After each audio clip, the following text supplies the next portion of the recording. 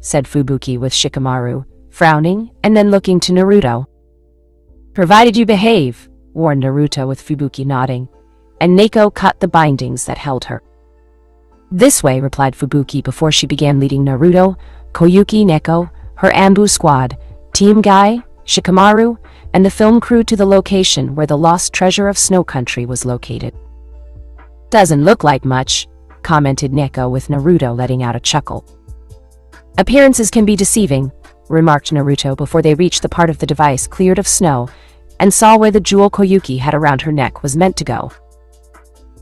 Koyuki, seeing what he did, took the jeweled necklace off and put the item on the control panel where it was meant to go, and within moments the entire system came to life.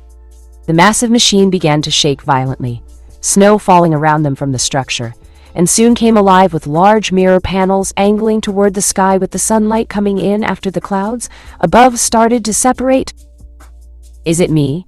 Or is it getting warmer around here? Questioned Neji while seeing the snow around him slowly, starting to melt.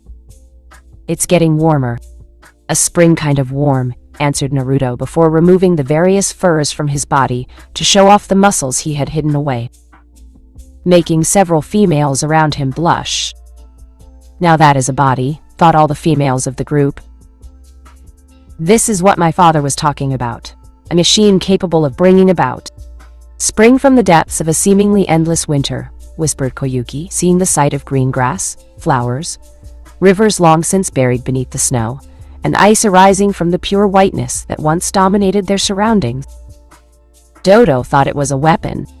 In a way, he was right, replied Naruto with everyone now looking at him. In what way? Asked Sendayu curiously with a frown on his face. It's a weapon against endless winter and snow, answered Naruto with everyone smiling at him. Very true. It looks like spring has come to this country at last, said Guy with his team agreeing with him for once. And also that he didn't add time or youth to his sentence. And not a moment too soon, added Naruto with his smile, never leaving him. Several days later, the capital of what was once snow now turned spring country was filled with laughter as partying over the end of Dodo's reign was still in full swing, and the people were happy to have their rightful ruler on the throne. While Koyuki herself was happy about leading her people as the rightful daimyo of the country, she also had a contract with the film company to star in many more movies, and planned to place Sandayu as regent until her return from making movies, or simply resting in the process of making one. Fubuki was given a full pardon, as she was appointed head bodyguard of the new spring daimyo at all times, which meant when the woman was on the throne, or when starring in a movie. Naruto watched from his position among the people, their airship home getting fueled up, and nearly ready to take his team home, while Koyuki was signing autographs for all the children. It took some doing, but Naruto saw she would be a great ruler to her people, and show that she did indeed care about them. Sure, she didn't have powers, use chakra, or wield a weapon like himself. But Koyuki had that charisma that made people watch her, and listen to her when speaking. She had that pull with the people, and they listened to her when the spotlight was on the woman. Powerful weapon unto itself in a way. There was also the small issue of absorbing the now titled Spring Country into his still-growing empire. He didn't want to look bad in just taking the country from its newly crowned daimyo after being freed from the tyrannical rule of Dodo and risk problems with a rebellion. Perhaps an arranged marriage of sorts could be proposed that would allow Spring Country to be absorbed into his empire with Koyuki being one of his wives. Shiva probably wouldn't like that very much, but she had to realize that his choice of women he liked were not all warriors and could still be worthy of ruling over people. Koyuki was a woman of the people, who would rule her people well and wouldn't abuse the power she now wielded. When the time came for Spring to be absorbed into Naruto's empire, it would be done peacefully, and most likely through marriage with its female ruler. Naruto may be a cruel, heartless, and vicious warrior on the battlefield, but he only these things when it counted most. Not when violence only bred more unnecessary violence where it wasn't needed in manners like this, where such actions would create disloyalty, division, and weakness that enemies could exploit. No. In this case, Spring Country was technically conquered, even if it's daimyo, or people didn't realize it yet. It was just a matter of time. "Naruto!" called out Koyuki with the Spring daimyo walking over to him. "Yes?" replied Naruto with the woman in front of him blushing a little. "I heard from a few reliable sources that you are a fan of my movies and once wished to have my autograph," said Koyuki with Naruto nodding since that was true. "I did," replied Naruto with Koyuki blushing further and handing him something. "Here, Naruto-kun. It's a very special autograph. Perfect for my #1 fan," said Koyuki with Naruto, taking it and raised his eyebrows behind his helmet in slight surprise at what he was seeing. What was he seeing? Koyuki lying on a large bed fit for a daimyo, posing naked and winking at the camera with a sensual smile on her face. Below at the bottom of the picture, there was a simple message written in her handwriting, and what was written set his blood burning with desire. "To Naruto-kun. When you aren't busy and ruling your corner of the world, come by to see me, and I'll give you my own version of royal hospitality. Kazehana Koyuki." "I'm honored by this. Thank you very much," replied Naruto with Koyuki smirking once again. "I'm going to be running things here in Spring for a while. The director of my Princess Gale movie has more than enough footage from your battles to use. I've informed him to give you and the others a nice financial sum to compensate you for donating your moves to the movie. And speaking of movies, I signed on to be the leading actress in this little number a certain Sanin wrote wish to see made into one," replied Koyuki, as she now showed the script in her hands, and Naruto's eyes widened when reading the title. "Isha Icha Paradise, the movie. I see. If you are the leading female role, might I inquire on the who will be the male star in this movie?" asked Naruto with Koyuki smirking further while moving closer to him until she leaned down close to whisper into his ear. "That role has yet to be filled. I already told the various producers and directors, who I met with yesterday, that I had someone in mind for the lead male. The question is, does the one I have in mind wish to partake in the movie business, possibly expose himself to the camera, and essentially the world? It was one of the requirements when doing this particular project that the more adult parts of the movie will be done by the actors," said Koyuki in a whispered voice and challenging tone. "If you are referring to me being your chosen male lead, I assure you, Koyuki-chan, that I have nothing to be ashamed of when it comes to performing my part in such a role, and there is no need for simple acting," Naruto whispered back with Koyuki smiling further at this. "I take it you agree to be a part of it, Naruto-kun?" asked Koyuki before her face went beet red when she felt his hand on her rear end. "Absolutely. I look forward to it and having you call me your emperor in bed," answered Naruto huskily, and gave Koyuki's rear end in a nice squeeze, while the woman shivered.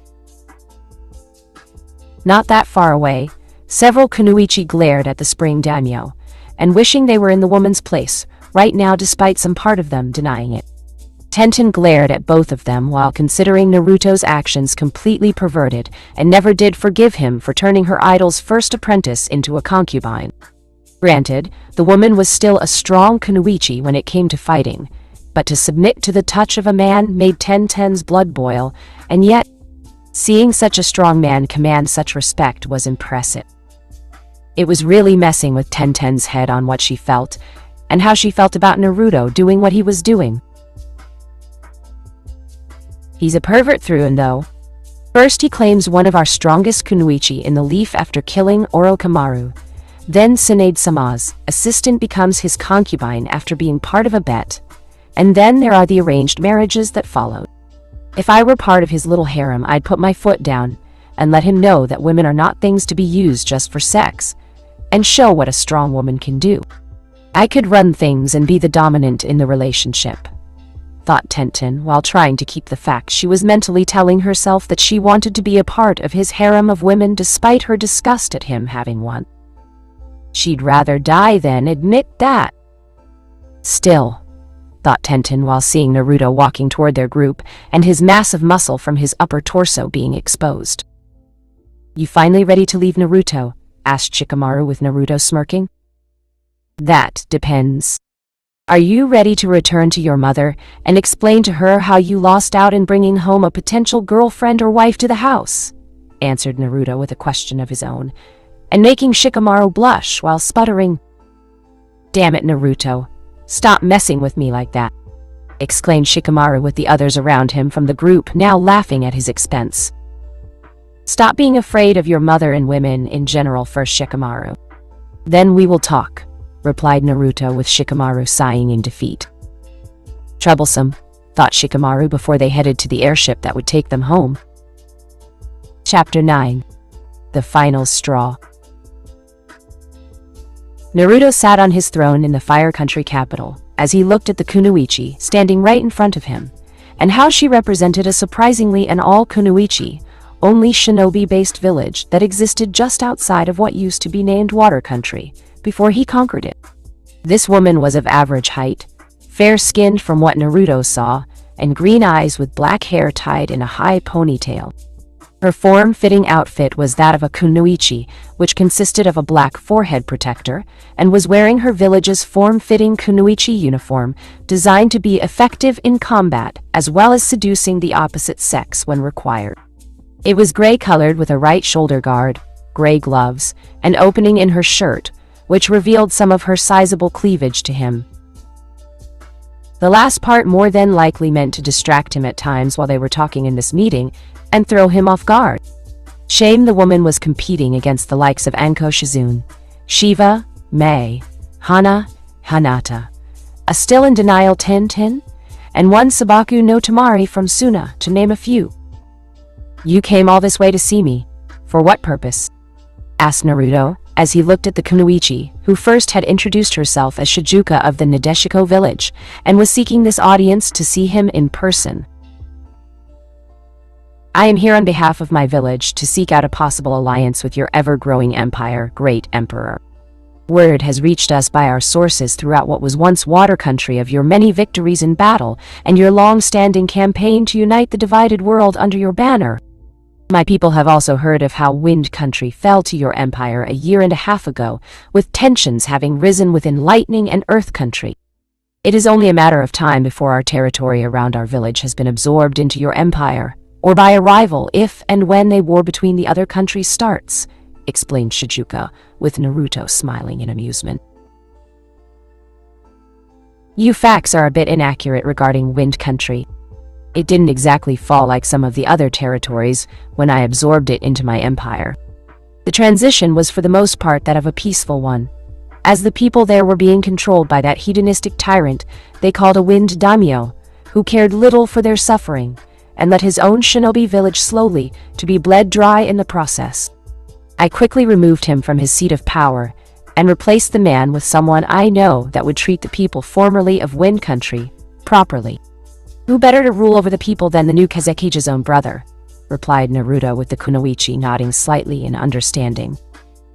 My apologizes, Naruto-sama. I am merely relaying what my village was told about your conquests, said Shizuka with Naruto's smile. Never leave him. I understand. Though a sudden alliance with your village seems to be a bit premature at this point, and a tad suspicious to me. Why are you really here, my dear? Questioned Naruto curiously, with Shizuka not answering at first before she vanished from his sight one moment, and was in his face the next. Nadeshiko style, hardliner Gale fist, exclaimed Shizuka, as she tried to send her right fist, now covered in wind-natured chakra, into Naruto. And what happened next surprised the kunoichi. Naruto caught her fist with his hand and didn't look the least bit hurt in the process.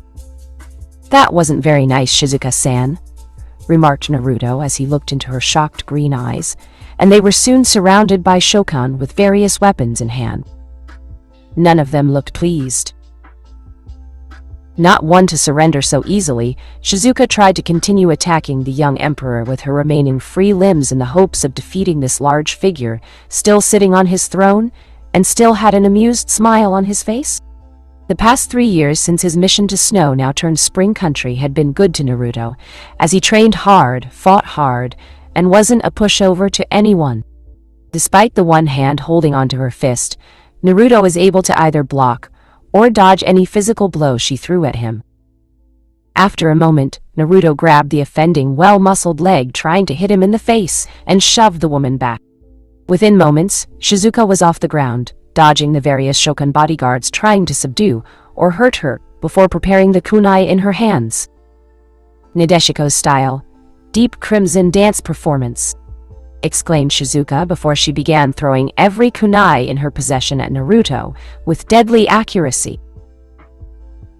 Unfortunately, she did not count for Naruto's speed to outmatch that of Shizuka's barrage weapons and get within striking distance of her.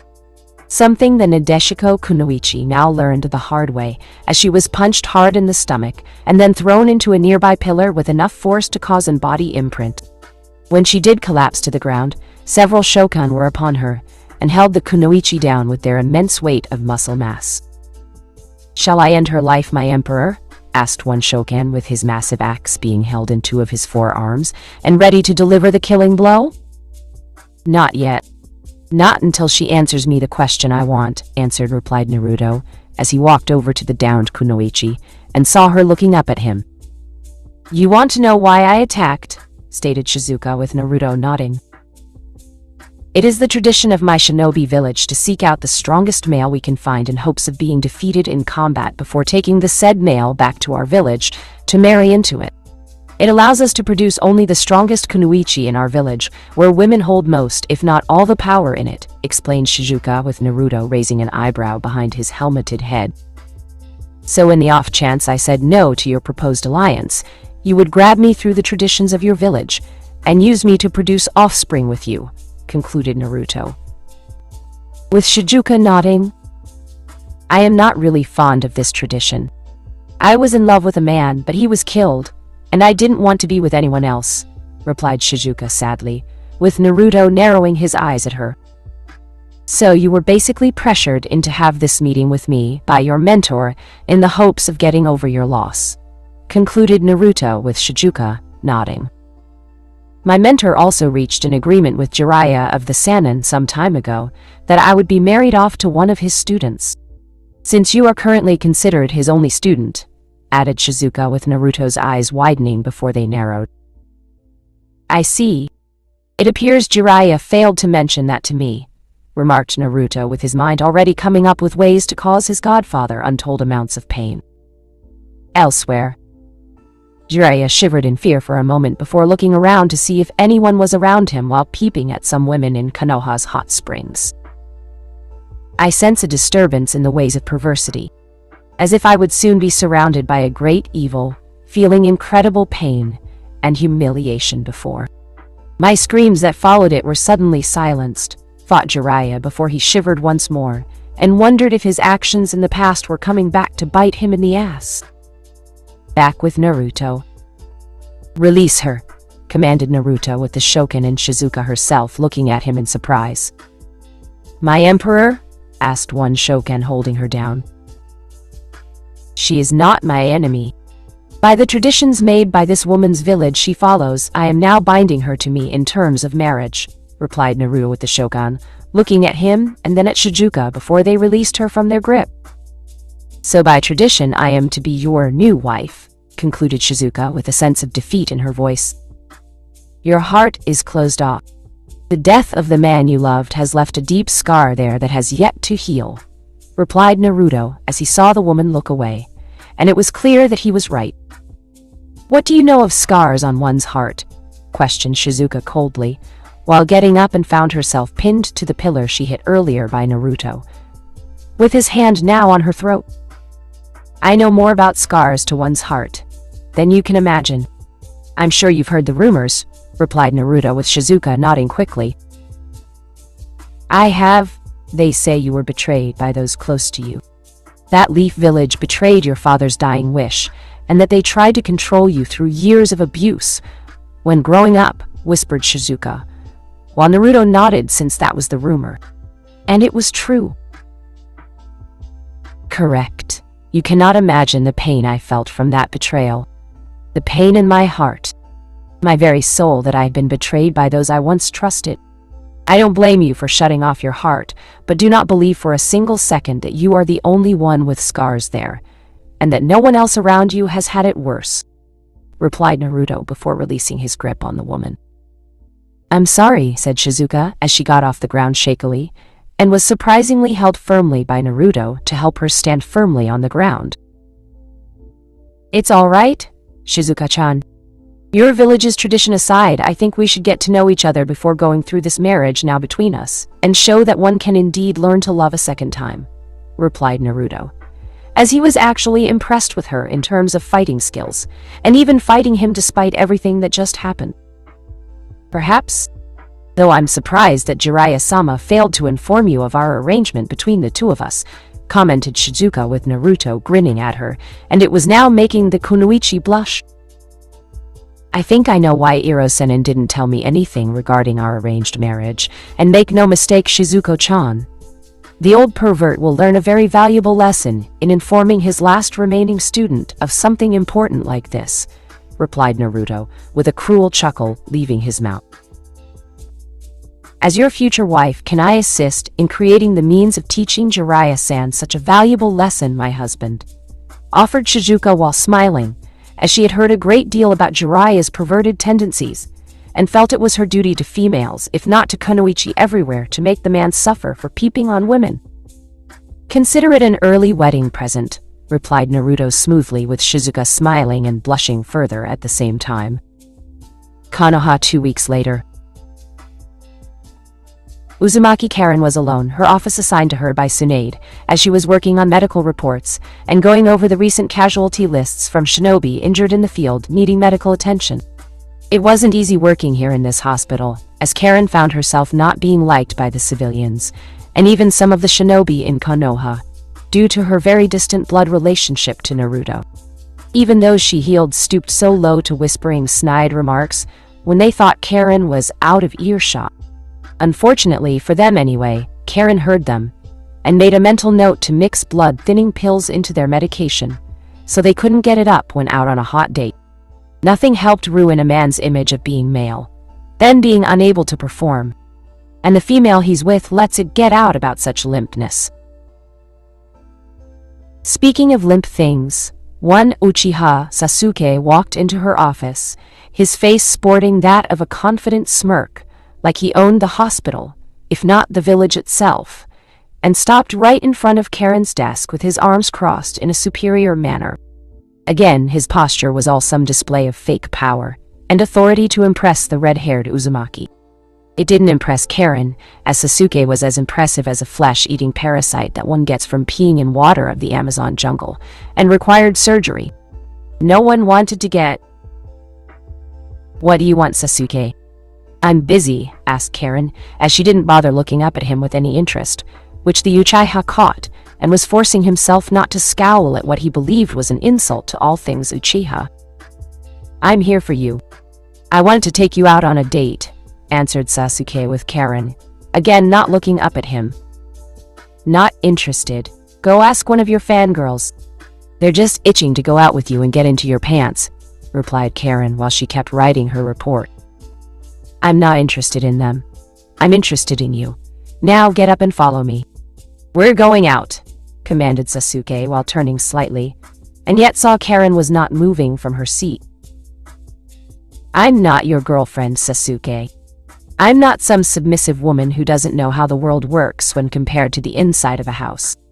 I'm not a housewife, much less yours, but a kunoichi, a student of Senju Tsunade herself, and I'm not going to be pushed around by someone whose ego is many times bigger than his microscopic dick," replied Karen with Sasuke, snarling at her.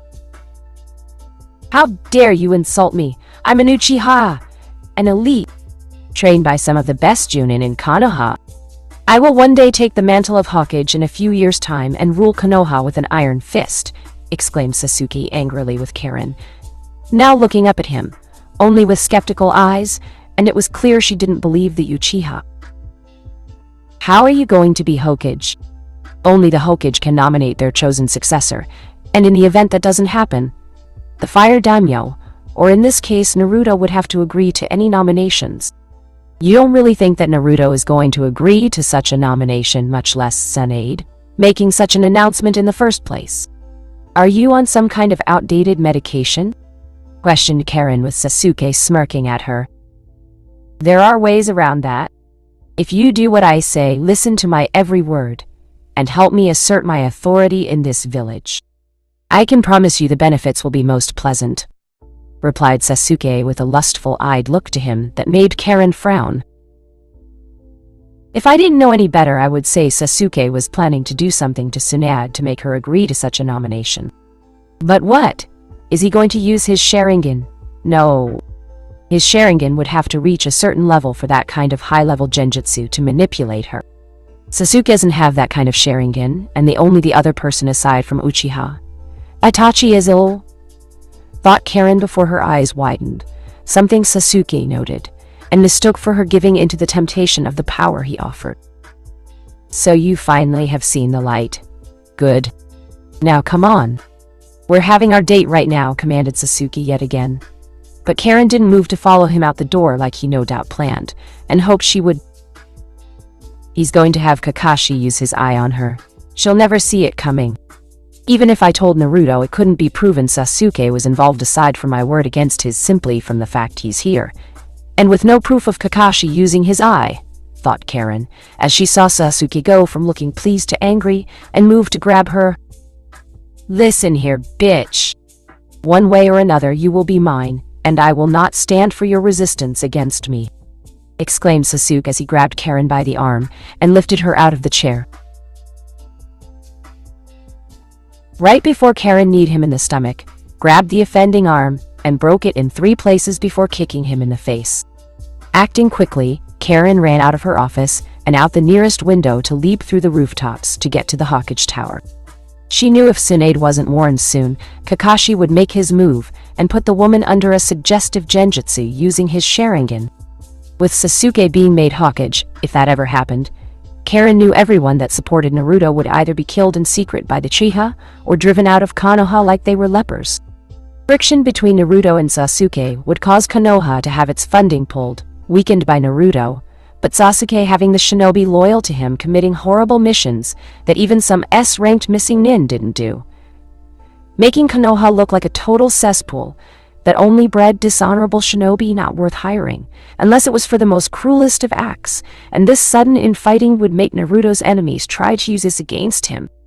Hell, Sasuke would side with Naruto's enemies if it meant taking him down, and possibly taking over as daimyo of Fire Country? She couldn't allow anything like that to happen. I have to warn her. If Sasuke is in my office, chances are Kakashi is, or soon will be in Hokage-sama's office preparing to reveal his Sharingan when she's not looking, thought Karen as she was almost there, and looked behind her to an injured Sasuke closing the gap between them. Get back here, exclaimed Sasuke, not caring if anyone heard him, and was clutching his broken arm. Almost there, thought Karen, as she had jumped at the last second, barely avoiding Sasuke, who had finally caught up to her, and had tried to stop the red-haired Uzumaki from reaching Tsunade. Karen ran up the base of the tower, Sasuke trying to keep up, but the Uchiha's anger and frustration combined with his lack of doing the tree-walking exercise to keep his chakra control up had proven to be his downfall. He barely made it a quarter up the tower before the Uchiha went down like a stone, while Karen kept going up and up until she finally reached the window of Tsunade's office. And just in time too, as Tsunade had her back turned from Kakashi, and the Chunin now had a hand on his headband with his Sharingan eye exposed. Fortunately, just as Tsunade was about to turn around, Karen threw a smoke bomb at the Chunin's feet, and making the man close both his eyes. Karen, what are you doing? Demanded Tsunade, as she coughed a little when seeing Karen at her window and saw the red-headed Uzumaki glaring at Kakashi. He was going to use his Sharingan eye on you, Hokage-sama. Look at his headband. It's up and his eye was exposed before I threw the smoke bomb at him, explained Karen with Tsunade, looking from Karen to Kakashi, and saw that his headband was indeed up while sensing more chakra than usual, had been channeled into the Sharingan eye, despite the eye now being closed. You bastard! exclaimed Tsunade, as she punched Kakashi through a wall and saw him fall to the ground unconscious.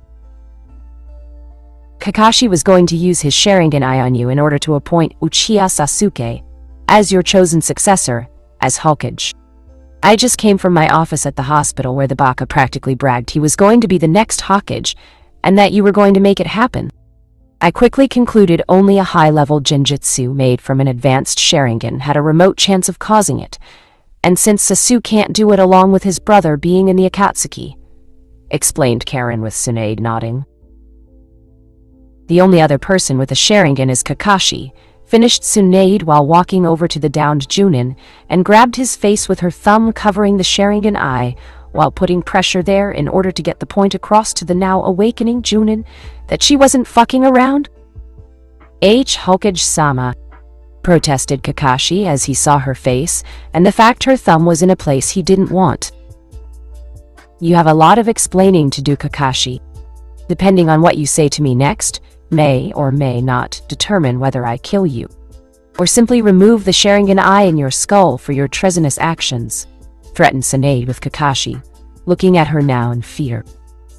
I was only trying to do what was necessary to ensure the Uchiha clan thrived in the leaf once again, answered Kakashi, while feeling more pressure on the eye Obito gave him long ago. By using me, by manipulating me with your Sharingan, or at least trying to manipulate me in order to make Sasuke the next Hokage, demanded Tsunade, with Kakashi wincing in pain. He needed an anchor to stay loyal. The respect of the Uchiha clan has weakened a lot since Naruto changed things 3 years ago. I thought Sasuke becoming the next Hokage would be able to turn things around for him, and the Uchiha clan. I owed it to Obito to save his clan from being destroyed like this, answered Kakashi with Tsunade scowling at him. And what about Naruto? You knew he was your sensei's son long before what happened years ago. You knew he was one of the last among the Uzumaki bloodline. So why side with the Uchiha over him? Demanded Tsunade with Kakashi wincing. The Sandaime Hokage told me that, while Minato's seal was perfect in terms of design, he could not be certain how well it would work as time passed, and said to keep my distance from him, that he would ensure Naruto was taken care of, and would be manageable until I got him for a student when older. After seeing how lacking the boy was in skill, I came to the conclusion that Sensei and his wife's greatness died with them, and that their son was not worth protecting because he was so weak, replied Kakashi before screaming out in pain, while Tsunade snarled at him. Liar! Naruto lacked any so-called talent because his education was rigged to fail, you stupid baka. Now look at my godson. Still think he's weak. You hated Naruto from the start, did you? What better way to screw him over than to have Sasuke becoming the next Hokage, and ruin this village from within just when some of it was showing signs of value in saving? Not anymore. As of this very moment, you are under arrest for treason hatake, and will have that eye removed before it's destroyed before your other eye, as part of your punishment that is a public execution, declared Tsunade with Kakashi trying to break her grip on his head. But the grip she had on him was unbreakable, and it was clear no amount of pleading would change the woman's mind. Now, there was only the matter of the Uchiha, and remind everyone what it means to cross the Hokage of Konoha with Uchiha Sasuke. The once most loved shinobi of his generation, in his mind, Uchiha Sasuke was now currently running through the trees. Beside him as backup were the few remaining former root shinobi Danzo had before things went to bad for the old Warhawk 3 years ago. They had not been around Danzo when the man died fighting Naruto, and what remained were soon rounded up by shinobi loyal to Tsunade, with this small handful being the only ones that escaped her notice. This was done as a contingency plan made by the dead Warhawk, in the event he needed to flee the village, and required a few spies among the ranks to provide key intel on different events that happened following his exodus. Now I am on the run. Me, an Uchiha who was born for greatness, and meant to rule over Konoha, is being attacked by those traitors. They follow the Senju's command to bring me back to face her so-called brand of justice when they should be following me. Well, I'll show them. I'll show them all. I will raise an army of missing nin, who who will follow my every command simply because I am an Uchiha, and take Konoha back from that bitch of a Senju to make Konoha the greatness of world under my vision," thought Sasuke, as he began to scheme how to gather his army of shinobi, attack Konoha, and make Tsunade fall before him in front of everyone in the village. His musings were ruined, however, as his forces were attacked from multiple sides and had revealed themselves to be the former Sound Four. Of course, now they were called the Four Gates of the Elemental Emperor and were considered his key bodyguards when he was out of the capital. "You were foolish to try what you did, Uchiha," stated Naruto, as he was behind Sasuke when the Uchiha had turned around to see who was attacking the former root shinobi, and saw the fool turn around again to look at him with a snarl on his face. "I had every right. Konoha was forgetting what the Uchiha clan did for Konoha. They were forgetting our proud heritage and how we helped make the village great," exclaimed Sasuke with Naruto, letting out a cruel chuckle. "Not so fun when the shoe is on the other foot, is it, Uchiha? How all the people seem to just forget about you, as they did me and the Uzumaki clan. How they throw away your heritage like it was worthless and should be forgotten for all time. To be consumed by the sands of time," remarked Naruto with Sasuke growling at him. "Your so-called clan was weak. That's why they fell to so many shinobi in the Second Shinobi War." Sasuke shot back but was surprised that Naruto laughed at him and was not the least bit insulted. "Are you really that stupid? The Uzumaki clan was hardly weak. It took an alliance of 3 major shinobi villages plus 2 minor ones in order to make my clan fall. Even then, such a thing only happened because Konoha didn't send help when the Uzukage at the time requested aid. When Whirlpool fell, the losses of the enemy were so great that they had to fall back to their villages, or else they risked being flanked by Konoha and Suna before being wiped out. The Uchiha clan was killed by a single person from within the clan, and even then that is the official version," replied Naruto with Sasuke frowning at him. "What do you mean official version?" demanded Sasuke with Naruto smirking. "Come now, Sasuke. You must have suspected something after all this time. That there was something off regarding Itachi's actions that night. The man is strong, no question there. But he wasn't that strong to kill his entire clan and not be detected by Leaf Shinobi in the village itself. Don't you find it a tad odd that your entire clan, except for yourself, were all killed so violently, and yet not a single alarm was raised during the entire time it happened? How could Uchiha Itachi kill so many of his kin near dusk, into the dead of night, and yet not one single shinobi of the Leaf raised an alarm during the entire killing process? A killing process that showed signs of him not being so quiet when the deed was done," questioned Naruto with Sasuke's eyes narrowing. "Are you saying that Konoha had a hand in my clan's annihilation? That Itachi did it, and Konoha was in league with him?" accused Sasuke with Naruto smirking. "I have all the Sandaime Hokage's memories from when I took Soul. Not only did the fool ignore the request made by Whirlpool for allied reinforcements, he also gave Itachi the order to have your clan wiped out, and arranged for the shinobi of Konoha to ignore what was about to happen, until much later when your brother had a nice long head start out of the village," answered Naruto with Sasuke gritting his teeth in rage. "You're lying," protested Sasuke with Naruto chuckling. "About this, why would I lie? Does it make you question your belief in wanting to kill Itachi? I imagine it does." "The mere fact that it's the truth makes this moment all the more sweeter," replied Naruto with Sasuke snarling and yelling rage before charging him. Only for Naruto to move behind the Uchiha and look at his opponent with mock pity. "Shut up! I don't believe you!" exclaimed Sasuke, while Naruto laughed and dodged some more, with the Uchiha getting increasingly angry. "How does it feel, Sasuke? How does it feel to know you were betrayed? Betrayed by the village in almost the same manner I was. Do you know why the civilian council spoiled you? It's because they all hoped after you eventually reached that maximum level of what they considered hierarchical power, you would in turn give them a great deal back to them, and basically be set for life, thanks to your influence. The Shinobi Council was the same way before I killed them and Danzo for their hand in things. Those root shinobi that were behind you. They were among those that helped kill your kin that Itachi would not kill. And do you know what's even worse? Those former root shinobi that were with you that my elemental gates have just taken down were among those Danzo ordered to harvest your clan's eyes from the bodies of your kin, to be grafted onto an arm so he could use them to control any of the Biju or Jinchuriki he came in contact with, replied Naruto, before he shoulder-tackled Sasuke with enough force to send the Uchiha right through several trees before bouncing on the ground, hard, 3 times. I'm going to kill you.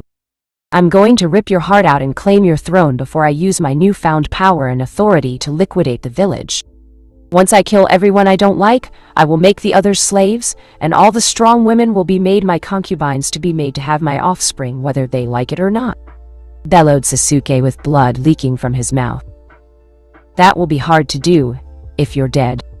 Uchiha, remarked Naruto with Sasuke charging up a Rikiri in his hand. Not if I kill you with this first. Do you recognize it? Kakashi showed it to me during the last 3 years. With this, I can pierce the flesh of just about anyone. And anything right through the heart. Just like I'm about to do right here with you, exclaimed Sasuke with his Sharingan eyes active, and saw the elemental gates surround Naruto. Let him try his attack on me. It will be amusing, ordered Naruto with the 4 shinobi around him, stepped away and saw Sasuke grinning manically at him. Time to die. Rikiri, replied Sasuke before charging at Naruto at high speed, one of the few things Kakashi taught him in order to perform the jutsu effectively, and was upon Naruto in moments. Only for Naruto to grab the offending limb at the last moment. The tip of the lightning blade Sasuke had created a few inches from his chest, and wasn't budging despite the Uchiha's attempts to drive the tip into his flesh. Naruto watched with a look of boredom on his face as he saw Sasuke's Sharingan eyes spinning and trying to move his arm forward to pierce the massive muscled flesh in front of him. So weak. Itachi was foolish to let you live. It's clear the reason he spared you was out of pity and seeing such frailty in you, remarked Naruto before he punched Sasuke in the face, then backhanded him, and then punched him again before repeating the process 6 more times. Sasuke's supposed bad yet pretty boy charms his fan girls loved so much were destroyed by the 3rd backhanded fist to his face. Everything after that was just overkill, and that was what Naruto loved to do to those he hated. And Naruto really hated Sasuke. How? How can you be so much stronger than me? Is it because of your merger with the Biju? Demanded Sasuke with Naruto smirking. A bit. I won't deny merging with the fox gave me a significant power boost. But I didn't let myself get complacent with the level I was at when it happened. I've been training my mind, my body, and my very soul to get stronger to face opponents beyond anything you could ever hope of defeating. Goodbye, Sasuke. See you in hell, answered Naruto before he grabbed Sasuke's face tightly, and with one single twist of his hand to make a very loud audible snap. Echo, though the forest. Uchiha Sasuke was now dead. Well, that ends the greedy fucker, remarked Tayuya with the others nodding. Burn his body. The very idea of Uchiha Sasuke having any solid remains to take back to the village sickens me, commanded Naruto with his 4 elemental gates, went through hand signs, and did a 4-way fire jutsu to burn the body of one Uchiha Sasuke. Now, all that was left of the Uchiha were Itachi and the self-proclaimed Uchiha Madara that caused the Kyuubi to rampage through Konoha. Naruto would enjoy the fight that was to come when fighting them. Make Jiraiya's punishment. Jiraiya was a bit nervous standing before his godson, who was glowering at him, and saw Shizuka standing beside him doing the same amount of glowering too. When he had been summoned to see Naruto, Jiraiya assumed the boy wanted some additional training, or the boy himself wanted to show him something new. Hell, for all Jiraiya knew, Naruto had one of his future's wives, or current concubines to pose for the Sannin to create inspiration in writing the next Icha Icha Paradise book. But sadly, those hopes were destroyed and completely annihilated when seeing Naruto's angry face along with Shizuka's own. It took him a moment to remember where he had seen the headband on the kunoichi's head, and when Jiraiya did, his eyes widened in a bit of disbelief. "So, Shizuka-chan here, told you about the arranged marriage, I see," stated Jiraiya, while laughing nervously while rubbing the back of his head. "Yes. I am curious, though, as to why you didn't tell me about such an arrangement you made with her village, Jiraiya.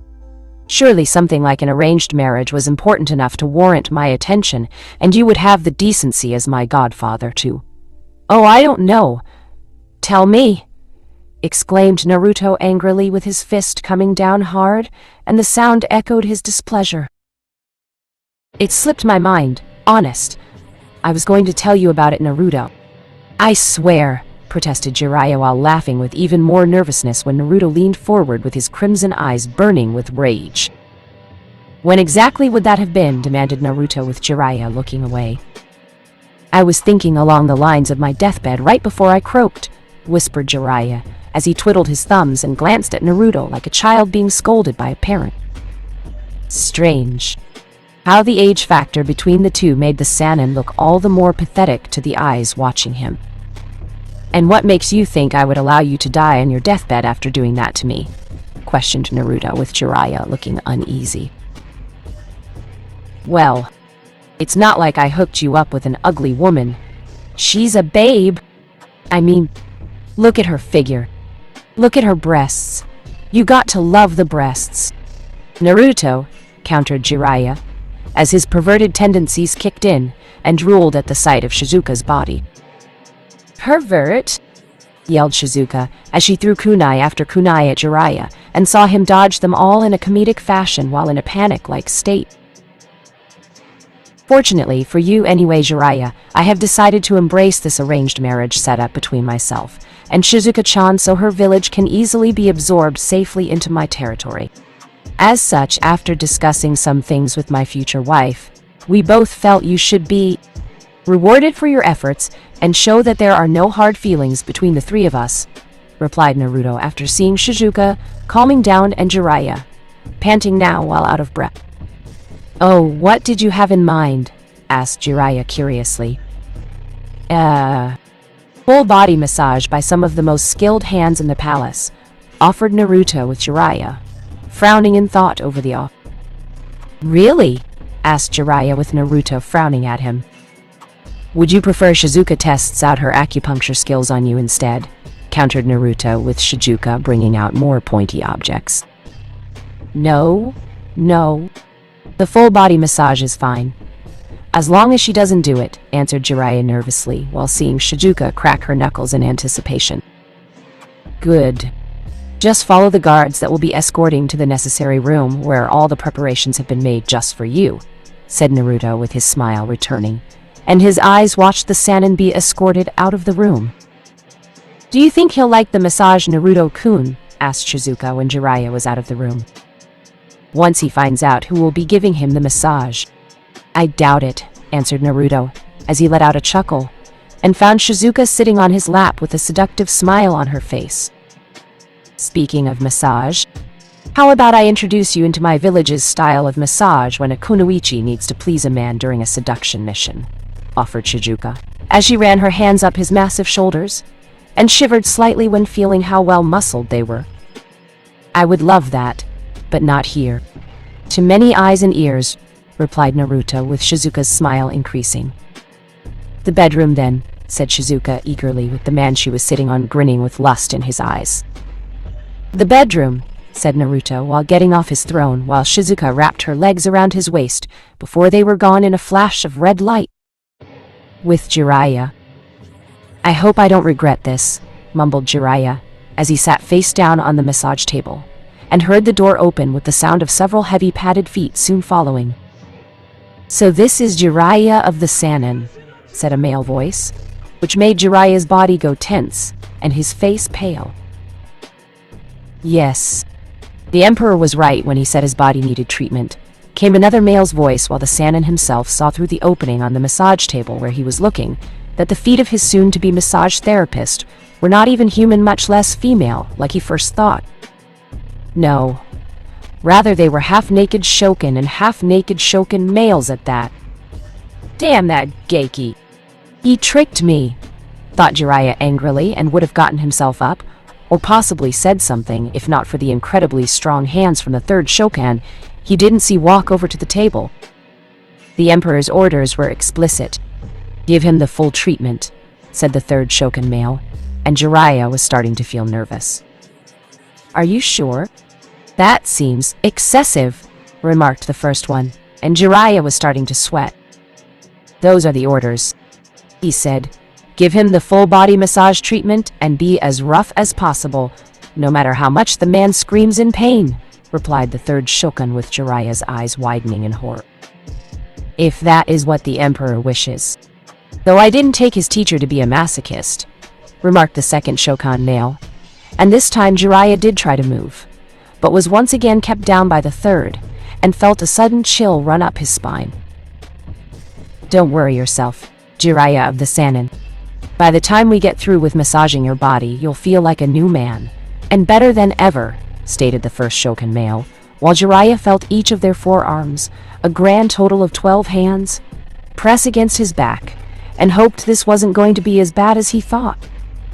Especially when we provide you with the happy ending, remarked the third Shokan male, and it made Jiraiya let out a whimper, while the three Shokan let out a semi-dark chuckle. It wasn't as bad as he thought, it was way worse. Damn you, Geiki, thought Jiraiya before felt their hands go to town on his body. And the screams Jiraiya let out following the massage echoed throughout the entire area of the palace. It was also on that day, a very scarred, emotionally wrecked, and wobbly walking Jiraiya of the Sannin made a vow to never hide information regarding women or arrangements to marry women from his godson ever again. End Omate. Author note. Yay. I updated. Hope you liked it. Not as long as my fics usually are, but this is where my muse stopped me for now, and I decided to stop pressing it. Chapter 10. On. The shinobi village that was Kumo had a strong, rich heritage, surrounded by strategic, yet natural terrains with rugged hills and tall mountains that rose past the clouds. It had produced countless shinobi of only the finest quality. Each raikage that had taken office was competent and strong, with the ability to defend their village from any potential threat aimed at it. From an invasion from enemy shinobi from another village to even that of a Baiyu deciding to attack on a mere whim, Kumo was a symbol of power and strength that could not be toppled so easily. Though at the moment it seemed even that symbol of power and strength would not be enough to weather the storm that was coming from United Elemental Empire with its emperor that was Namikaze Uzumaki Naruto.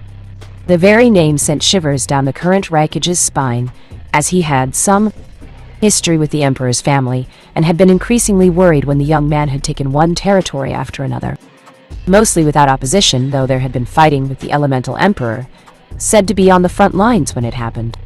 It was whispered that this emperor was a man, nay, a god of some kind, who did not hide behind his soldiers or his large castle when it came to being in the thick of battle. This was someone who fought on the front lines, stained his body with the blood of his enemies, regardless of how outnumbered he may be, and crushed all that stood against him. A true god of battle and war, if there ever was one.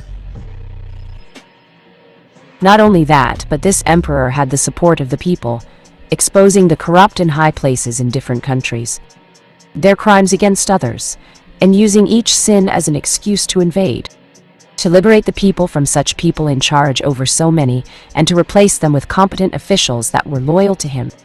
A large percentage of the elemental countries were nearly his now after over 3 years of fighting, negotiating, and other means involving female rulers that would make many males jealous, and have a certain super pervert dying of envy if he even knew half of what this man did behind closed doors with these women. But the current issue before the Raikage was not the young emperor himself and what the man does behind closed doors with the women in his life, but rather how to stop what he knew was the inevitable invasion of Lightning Country. And Kumo to that extent. The Raikage knew the invasion of Lightning Country was going to happen. He had felt it deep within his very body that the emperor would invade whether the Lightning Daimyo was guilty of crimes or not. If anything, Kumo's past actions against Konoha, the Uzumaki clan, and Hyuga clan had no doubt put Lightning Country on the Emperor's shit list in terms of when to invade. The question now was how to stop the Emperor. "You wanted to see us, Raikage-sama?" asked Yukito as she, along with Karui and Samui, had entered his office with a looking at the three with calculating eyes. "Yes, I have an important mission for you three that only you three can perform. It will be treacherous, life-risking, and there was a strong possibility you won't survive regardless if you succeed or fail," replied A, as he saw the three frown and look at each other. "An all-Kunoichi team for this mission. While not unheard of, such missions are very rare and have a high rate of death for most of the shinobi who take them," stated Yugito with a nodding. "Yes. In fact, this mission is so important, it's not going to be on record in any sense. And if you fail the mission, I will disavow all knowledge of our village's involvement in it. The only people who will know the truth about this mission are myself and Killer B, since he was a teacher to all three of you. Naturally, I will deny everything when accused, and without proof Kumo will be cleared of any wrongdoing," explained a while the three Kunoichi nodded, knowing the full well that the less proof of Kumo being involved in a clearly sensitive mission like this, the better. "What is the mission exactly, Raikage-sama?" asked Yugito, since she was essentially the team leader between all three at this point. "Your mission, for all three of you, is to assassinate the elemental emperor Namikaze Uzumaki Naruto," answered A with the three Kunoichi in the room, looking at him like he just said his father was the sage of six paths. "Assassinate him. Raikage-sama, not to question your orders, but are you sure?" asked Samui, as she was startled by this, and had an idea on why it was the three of them being assigned to this mission. "Yes, it is well known that the Emperor has a rather healthy appetite when it comes to the pleasure of the female flesh. He has several wives through various marriages, some of his choosing, and others through arrangements, along with 2 concubines that are also his bodyguards at times, depending on the situation. Your mission will require getting close enough to the Emperor to deliver a killing strike, if not crippling blow, to his body. With the Emperor either dead or too weak to advance his campaign against the other remaining countries, a plan to counter him or possibly allow the start of some infighting will give us a fighting chance," explained A with Yugito. Karui and Samui nodding. "From the way you want things to happen, we will have to seduce him in order to get close, and possibly sleep with the Emperor," said Karui, as she saw a nodding, since that was probably the only scenario he could see them getting close to their target and completing the mission. "Most likely. It won't be easy, but I expect one, if not all three of you, to get close to him while in that unguarded state and do what needs to be done," answered A with the three Kunoichi, looked at each other before nodding. "We'll do it," replied Yugito with a nodding. "Very well. Officially, I have the three of you listed as having taken a few days off, and ordered you taken off the roster of shinobi to use for missions. Now go," commanded A with the trio nodding once and leaving his office. Konoha Namikaze Estate. "What are you looking for, Naruto-kun?" asked Hinata, as she saw him looking through some documents pertaining to his father's side of the family, and was looking way back as far as the documents would be able to willingly show him. The name of the very first Namikaze ever on record. It's been puzzling me for some time now, as I have been going over my father's notes regarding the Hiroshin no Jutsu, and the name of the jutsu makes me feel uneasy," answered Naruto, as he turned to face his stunning and lovely Hyuga for a wife. Hinata had grown into a beautiful woman, as well as a strong kunoichi thanks to Tsunade training, the girl as her apprentice. The combination of chakra control, mixed with using the legendary super strength the female Hokage taught her, and the flexibility Hinata had been born with, naturally made the woman a deadly warrior. Even Shiva had to admit at the show of the girl's power, for all of the personal disbelief she had in the Hyuga's own strength, could not deny that she was indeed worthy of being with Naruto, and accepted her into the fold. "You think it has something to do with a certain elder god still trying to destroy you in some way," concluded Hinata after thinking things over in her mind, and Naruto nodding. Yes. I know my mother's side of the family is descended from the Sage of Six Paths, and ultimately from Shao Khan. My father's side is a mystery. Mere rumors in journal entries, and of blurred text pertaining to the ancestry of the Namikaze bloodline. While not as old as the Uzumaki clan, I suspect Raiden did have a mortal child to form a clan that would one day possibly combat my mother's side of the family, should they ever try anything. It's funny how things turned out between my parents that they should actually get together to create me, replied Naruto, while he saw more of the family tree open to him. I would say so. Anything definitive aside from rumors in old texts and journals, said Hinata with Naruto frowning. Maybe. This journal is from a second-generation Namikaze, who did his own research into the family, and mentions, quote, "A godlike being made of lightning has blessed our clan with the knowledge of how to move faster than the eye can see.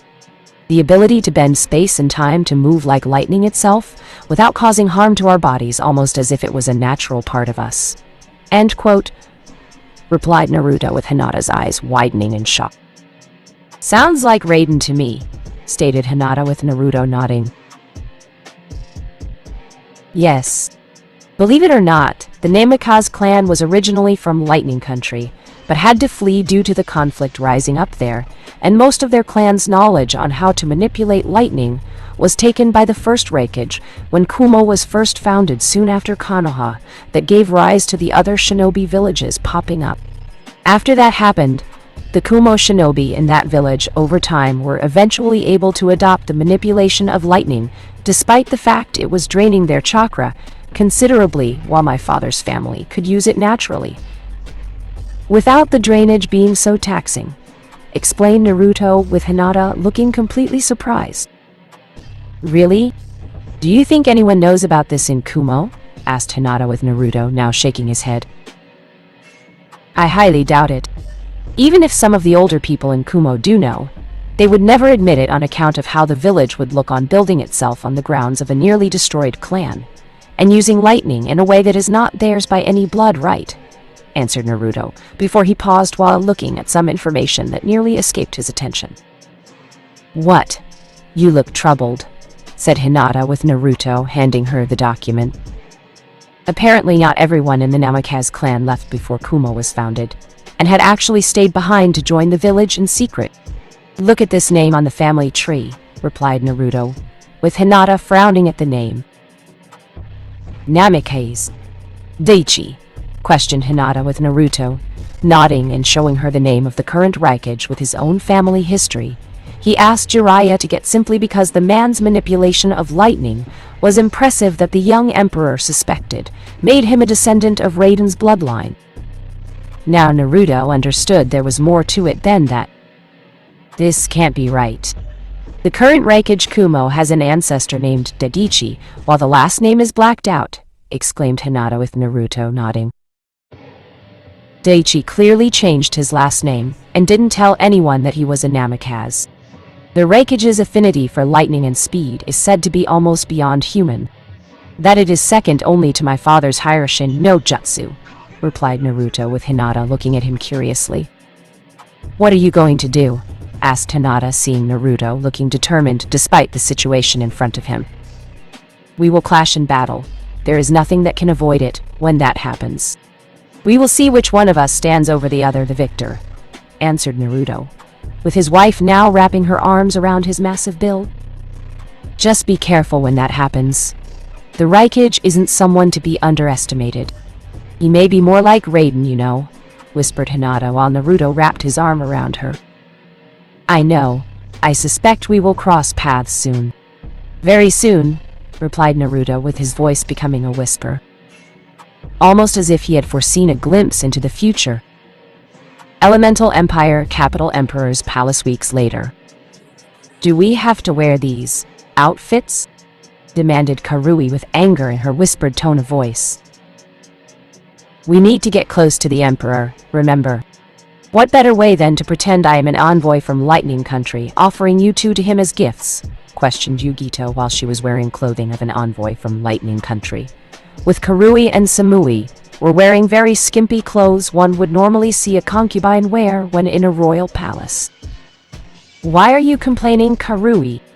You don't have a massive chest like mine causing you back problems, whispered Samui coldly while trying to keep her face expressionless.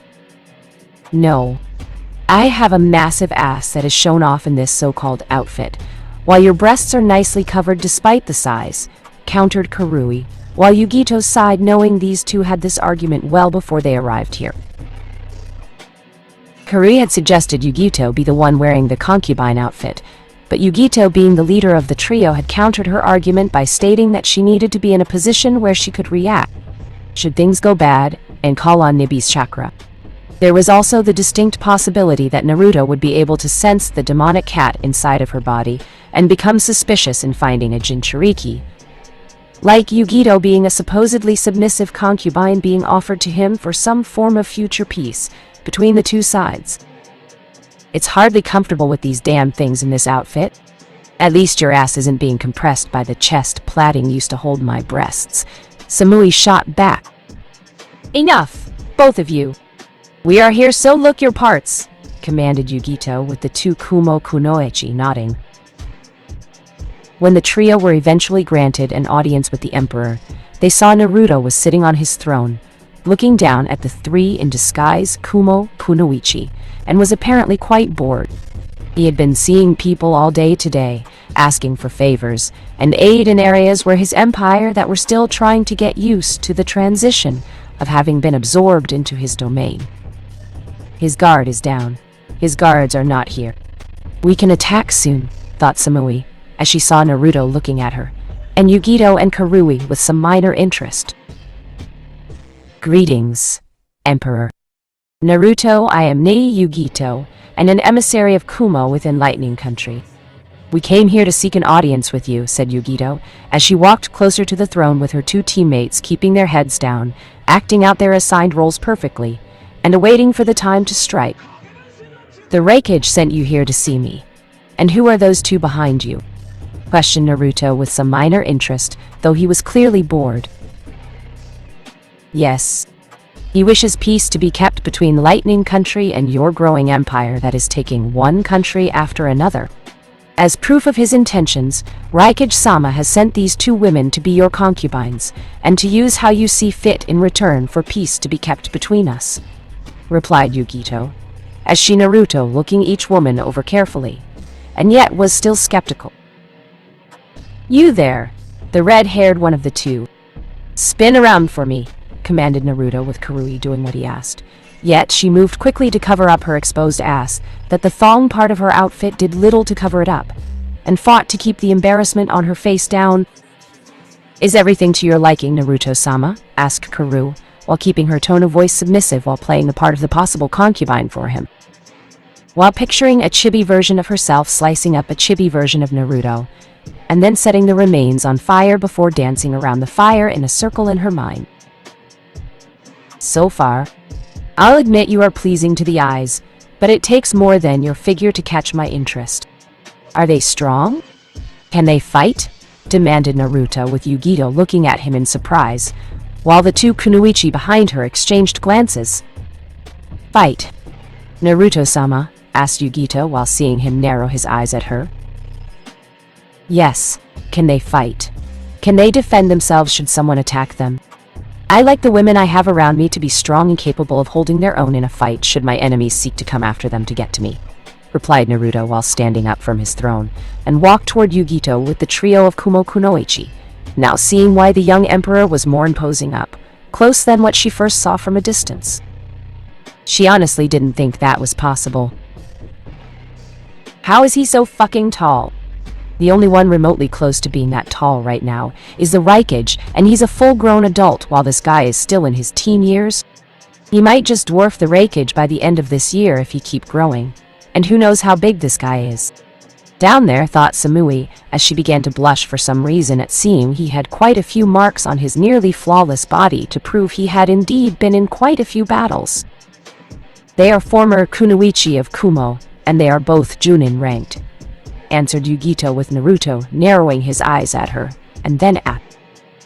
Yet, they look submissive.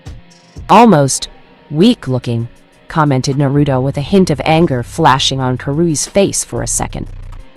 They understand their place in this situation, replied Yugito, while looking at her with piercing red eyes. Do they? Challenged Naruto suspiciously, while giving Yugito a questionable look and making the two-tailed Jinchuriki sweat a little. He's onto us, thought Karu and Samui at the same time. Of course, Naruto-sama. Why else would we be here? Replied Yugito, with Naruto now smiling at her. Why, to assassinate me, of course, answered Naruto before he quickly grabbed Yugito by the throat, while Karu and Samui going pale in the face. Now! Exclaimed Yugito, while in Naruto's grasp with Samui and Karui quickly bringing out their swords hidden discreetly within seals made on their arms under the disguise of tattoos. The battle was short, yet fierce. The sound of a male screaming as blood spilled, and the helmet on Naruto's face fell to the ground. Samui, Karui, and Yugito panting from being exhausted from such a battle that had violently shaken the room they were in. Knowing they had little time to act before guards came to investigate what was happening, the trio began to flee by heading to the door they had first entered, and were completely surprised to see that the very man they had just killed being very much alive. Surprised? Questioned Naruto before he shoulder-tackled the three of them back into the room with his bodyguards entering the room with him. How? We all saw you die by our very hands, questioned Karui, as she saw how they were surrounded, and knew they were doomed. I knew that you were coming ahead of time. I knew what you were planning. What you killed was just a clone, answered Naruto, with the clone dissolving into nothingness. How did he find out about our plan? No one but the Raikage, B, and the three of us knew about it, thought Samui, as she saw Yugito call upon Nibi's power once more, but was squashed by Naruto's sudden flare of power that swirled around him in a violent storm that made the trio tremble in fear of him. You want to know how I found out about your little plan, don't you? Said Naruto. His voice had become cruel and demonic sounding while towering over the three women. I would, but I'm not going to ask, thought Samui, as she saw him grin down at her and let out a cruel chuckle. It's rather easy to figure out when thinking things over. One of you told me about the plan, declared Naruto while looking at their shocked faces. You're lying, exclaimed Karu, with her temper getting the best of the woman, while Naruto just chuckled. Really? Then, how do you explain how I knew you were coming and prepared for your assassination attempt accordingly? Questioned Naruto, confidently, with the red-haired woman finding herself unable to answer. Then who was the traitor? Asked Samui, seeing Naruto's grin increase. Who indeed? Replied Naruto before flaring his power to such a level that the trio passed out from it. Sometime later, Karui and Samui awoke from their unconscious nap to the sound of flesh hitting flesh, the sound of a male grunts, and female moans of pleasure echoing around them, only giving their surrounds a brief once-over, finding they were on the floor of a very large master bedroom, and a very large bed clearly meant to hold more than just 2 or 3 people in it.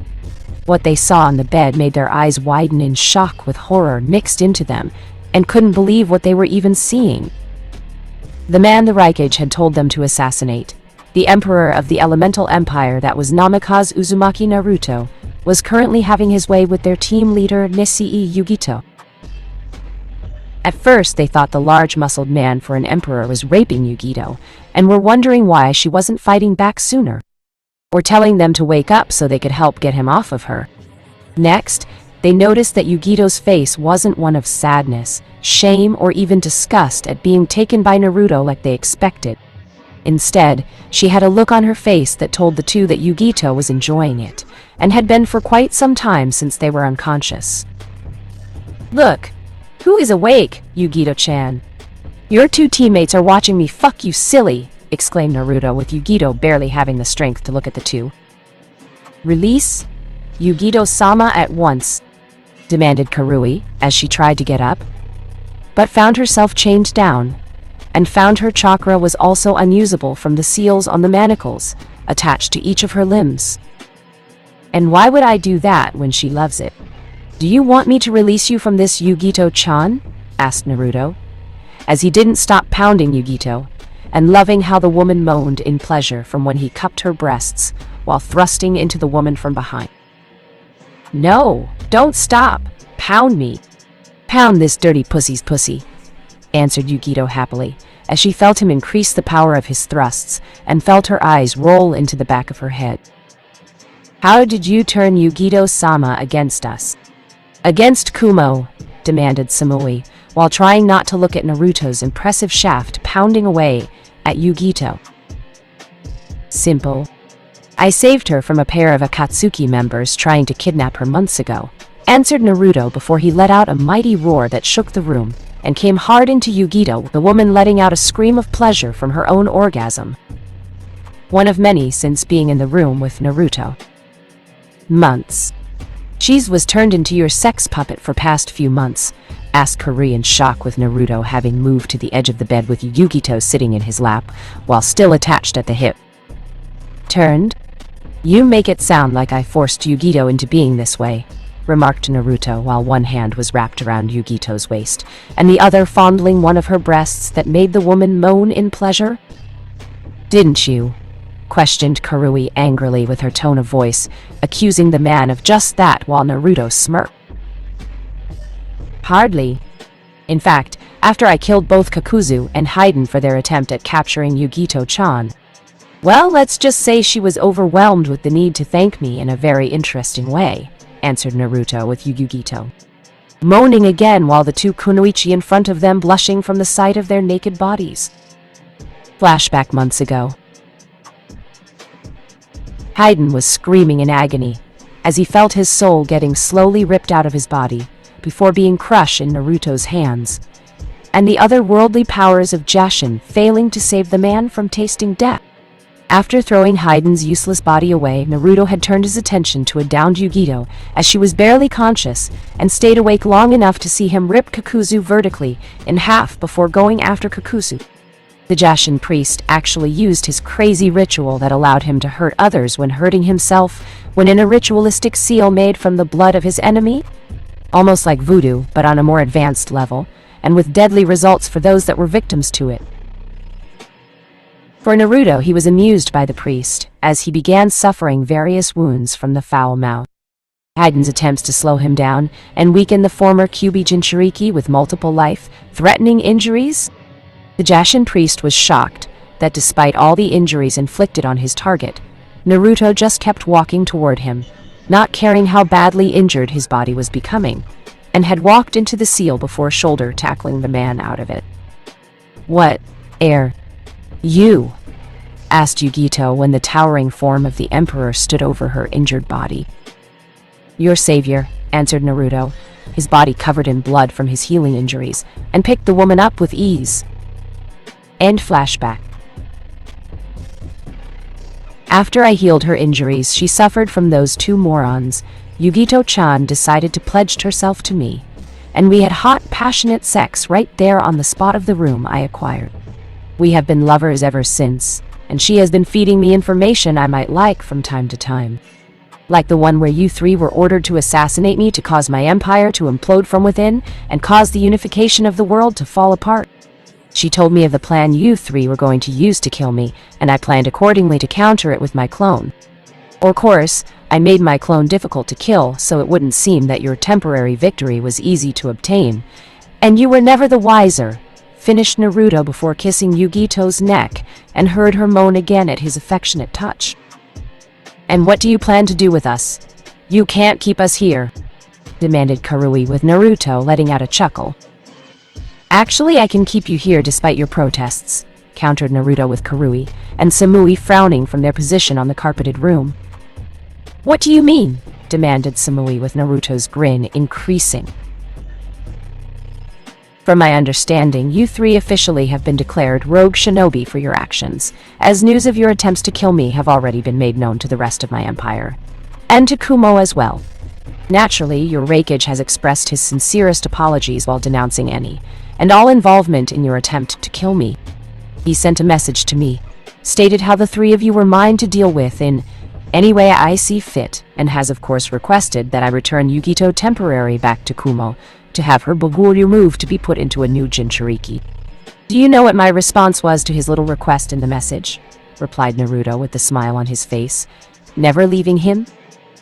What? Asked Samui worriedly.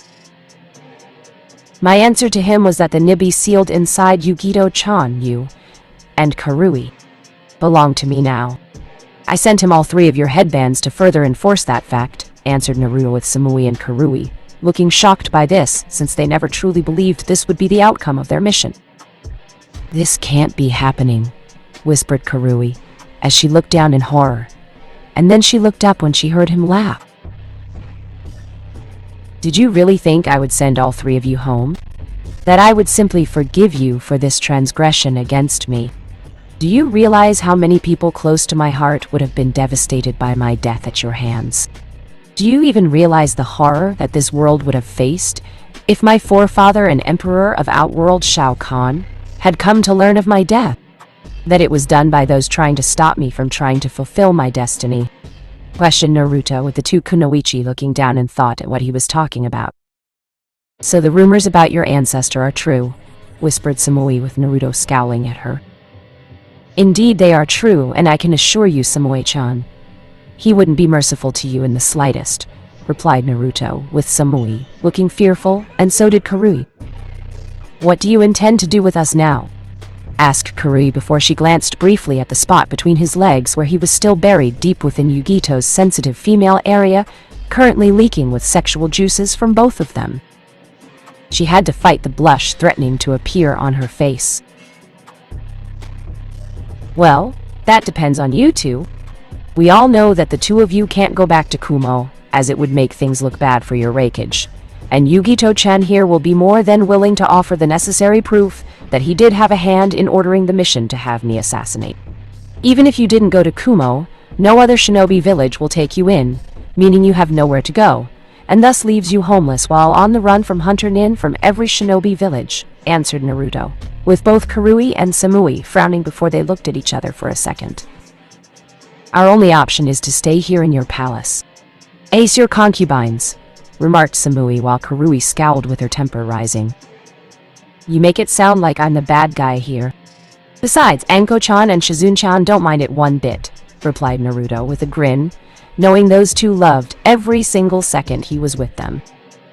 That's probably because we both still have our pride and dignity as kunoichi. Karui shot back with anger in her eyes before she shivered in fear when Naruto's glowing blood-red ones locked onto hers. Are you saying that they don't? That they are just mindless fuck toys to me and nothing more? Demanded Naruto with his power leaking out of him and unknowingly making Yugito squirm in pleasure of having such power surrounding her. Nibi was sitting in a seal within Yugito's mindscape, acting like it had been given a year's supply of catnip. And no, that is to say, I stuttered Karui as she didn't know how to answer him, and had cursed her pride for causing this situation to occur. Enough. Perhaps you should be the first among the 2 of you to know your place in my house, declared Naruto, as he grinned now, and moved to detach himself from Yugito with the woman whining the whole time. Naruto-kun, I want more, pleaded Yugito lustfully, while Naruto smirked. I've spoiled you enough today, Yugito-chan. Rest now. You will get another turn with me later, commanded Naruto with Yugito reluctantly obeying his command and curling up on a section of the incredibly large bed in a very cat-like manner that made her 2 former teammates involuntarily sweat drop. Karui, who had spoken out earlier, found the towering form of Naruto standing in front of her with his naked, sweaty body glistening from the light in the master bedroom, and was staring down at her with a hungry look in his eyes. She yelped slightly when he picked Karui up so suddenly, freed her from the chains that bound her body to the floor, and had pressed the red-haired kunoichi close to his body while she began to blush a red equal to her hair. It didn't help that one of Naruto's hands had moved to her ass and gave it a firm squeeze, and Karui realized she still had on the concubine uniform on. That the only thing keeping the man's slick cock from entering her was the slim piece of cloth she had on that was protecting what was between her legs. Be gentle, please, pleaded Karui, as her pride had been shot and was now at his mercy in terms of being taken by such an entity radiating pure power. "I'll try," answered Naruto, as he kissed her passionately on the lips, his hands working their magic on her. And the woman was soon moaning from the pleasure while Samui could only watch them, with a blush forming on the busty blonde's usually stoic face. Samui watched her friend and teammate soon lose what clothing she had on before giving herself to Naruto, with one prepared thrust that made the red-haired woman hold onto him tightly for a long paused moment. Not surprising, since she had to adjust to his size and the sensation of having him inside of her body so suddenly. Still, Karui found that it was not an unwelcome feeling, to having Naruto's male pride sheathed inside her own sacred symbol of the female gender. In fact, her body seemed to relish the sensation, enjoying it, and wanting more from Naruto with each passing second. She soon mewed into his ear, the desire behind the sound clear to Naruto that Karui now wanted more, and he had no problem complying. All the while, Samui watched with almost hypnotized fascination as she saw Karui begin this lust-induced intimate moment with the elemental emperor, and surrendering herself to the man. This embodiment of a sex god made flesh was having his way with Karui. His pace, his thrusts, power, and positions used were all controlled by him. Samui had never thought Karui would ever be dominated by any man, as the red-haired woman had a mean temper when provoked, and always made herself out to be unreachable in terms of having a relationship with anyone. But now Karui had been conquered by this man, this god amongst men, and could no longer say she was a kunoichi of Kumo. Those days were over. Karui's purpose in life now was to proudly serve her emperor, to fight for him, to die for him, and make love to him whenever he wished it. It was at this point, watching the red-haired woman cry out in pleasure from her orgasm, Naruto soon brought to her body that Samui truly understood her new place in life, and that she belonged to the emperor now, just like Yugito belonged to him, and just like Karui now did. When it was Samui's turn to be taken in Naruto's bed, she did not resist when he brought her body close, when he ripped the clothing she wore from her body, and like the others before the busty blonde formerly a shinobi of Kumo, she submitted to his touch. Kumo at the moment. The Raikage was furious. His plan had failed. The assassination attempt on the elemental emperor had ended in spectacular failure. How he didn't know, but the Raikage did know that the emperor now had ammunition needed to invade, and A could do nothing to stop the man from invading Lightning Country and come for him here in Kumo. To further add insult to injury of his pride as a shinobi, and his village's pride, were 3 headbands with the Kumo insignia on it, lying on his desk with a note on the middle one. "You failed, Raikage. They belong to me now. Emperor Naruto, the Conqueror." "Damn you, Geiki, damn you!" exclaimed before smashing his desk in two with his fist. War would soon be upon him. Chapter 11. Rolling Thunder. News spread of Uchiha Sasuke's attempt at abandoning the village a second time after his failed attempt with his accomplice Hatake Kakashi to take the seat from Tsunade using the Sharingan Eye, the copycat ninja, possessed to nominate Sasuke once she retired. The action was considered an act of treason against the Hokage, followed with Sasuke being charged with desertion of his village as a whole, and was killed during his attempt at escaping by Naruto himself. As for Kakashi, he was killed by Tsunade publicly in front of the village, and it was no surprise to the Hokage a good portion of the village protested the act. Kakashi himself had been sent to Ibiki to ensure every jutsu he learned in his life was recorded, how to use them, and any other dirty secrets the man kept while serving under the late Sandaime Hokage. Naruto himself had come to deliver the killing blow to the man. The crowd was booing him, of course, saying he was a monster and had no right to kill the Yondaime, Hokage's last student, despite Naruto himself being the Yondaime's son. Fools, all of them. Still, Naruto paid them no mind as he moved to bring his wrath hammer down upon Kakashi, who glared at him defiantly with his one remaining eye due to the loss of the Sharingan and the other after Tsunade ripped it out and crushed the optic organ prior to his execution day. Ew! The crowd had gotten louder and more active when Kakashi was about to be killed. Some Leaf Shinobi were among the crowd too, and were old Anbu friends of the son of the White Fang. They silently stirred up trouble for Naruto and Tsunade by whispering into the ears of people to make them protest this action. "It's not fair," some of the shinobi whispered to the people around them. Kakashi was loyal to the Sandaime, was loyal to the Yondaime. Was the Yondaime student? He shouldn't charged with treason. The demon brat should be killed. It kept going on until the crowd was believing what was spoken in secret, and tried to rush the execution stage. The end result was Naruto swinging his wrath hammer down on the ground, in front of the swarming mob of people, causing the massive earth-shaking moment to literally make everyone trip under their own 2 feet. With the mob of people now silenced for a good long moment, at seeing the boy-turned-man whom they all hated unleash his power on them. It still shocked them even now that the brat would have the actual nerve to stand up against them, since they clearly made it known how they felt about Naruto, and gave the distinct impression that they would always be better than him. They also believed Naruto would turn on them due to the conditioning the Sandaime Hokage had secretly assured people would prevent the brat from ever using that power on the village. Or rather, to be more precise, on the village populace, and that they could put the boy down so long as it didn't cripple his purpose in defending Konoha from outside threats.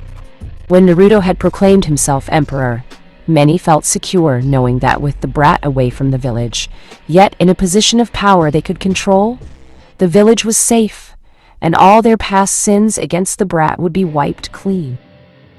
They should have known better after all this time. Naruto had not forgotten, nor did he forgive them either. It was simply a means of biding his time and acting on his terms. While he would have liked to wait a little longer after killing Kakashi for his multiple betrayals, now was as good as any to get the message across to Konoha, and would be one they never would forget for centuries to come. Don't mess with Uzumaki Naruto or anyone of his bloodline. Naruto had been merciless in his killing of the people that had dared move against him in his act of killing the traitorous Konoha shinobi. The emperor of an ever-growing empire had torn through them all, leaving none alive that dared to oppose him, and made sure the deaths these people suffered were bloody and violent. When it was over, Naruto calmly walked back to the execution stage, his body now drenched in blood and covered in gore while looking at the terrified Hatake Kakashi, currently shaking in fear of him. Do you see now, Kakashi? Do you see why it is unwise to anger me, to provoke me, to manipulate and spurn me like you along with a good portion of the village did when I was a mere child? You knew I was the Yondaime's son. You knew. And yet you chose to follow the Sandaime Hokage's actions in trying to control me. You chose to train Sasuke all those years ago over me when I needed your help for the chunin exams. You had the nerve to think I would fail, and your reputation deserved to be spared that humiliation you thought would be felt when I fighting Tsunaji. You just assumed I would lose, never even considering the idea of training me regardless of the situation, and saying, "At least I tried to train you before you threw in the towel." No, you jumped the gun. You cut your losses, and in the end you lost twice over with me, achieving so much in such a short time. No thanks to you, said Naruto calmly, while Kakashi looked up at him with his one pleading eye. And Naruto, please. You have to understand, I had to do what I thought was best for me in that situation, replied Kakashi while Naruto's crimson eyes glowed with an almost primal fury. You chose poorly in the field of making choices, Hatake.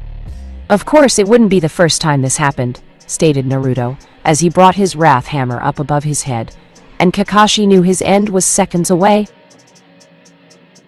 Naruto, I'm sorry. I really mean it. I should have been a better sensei to you.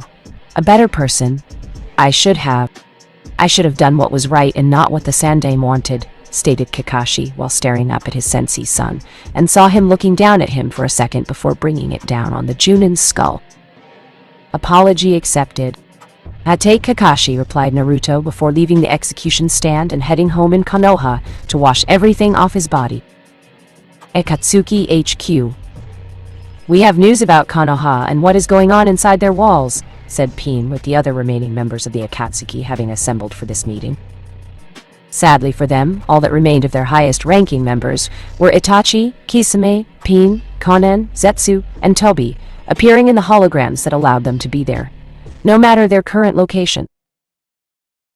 What news could be so important that we need to meet?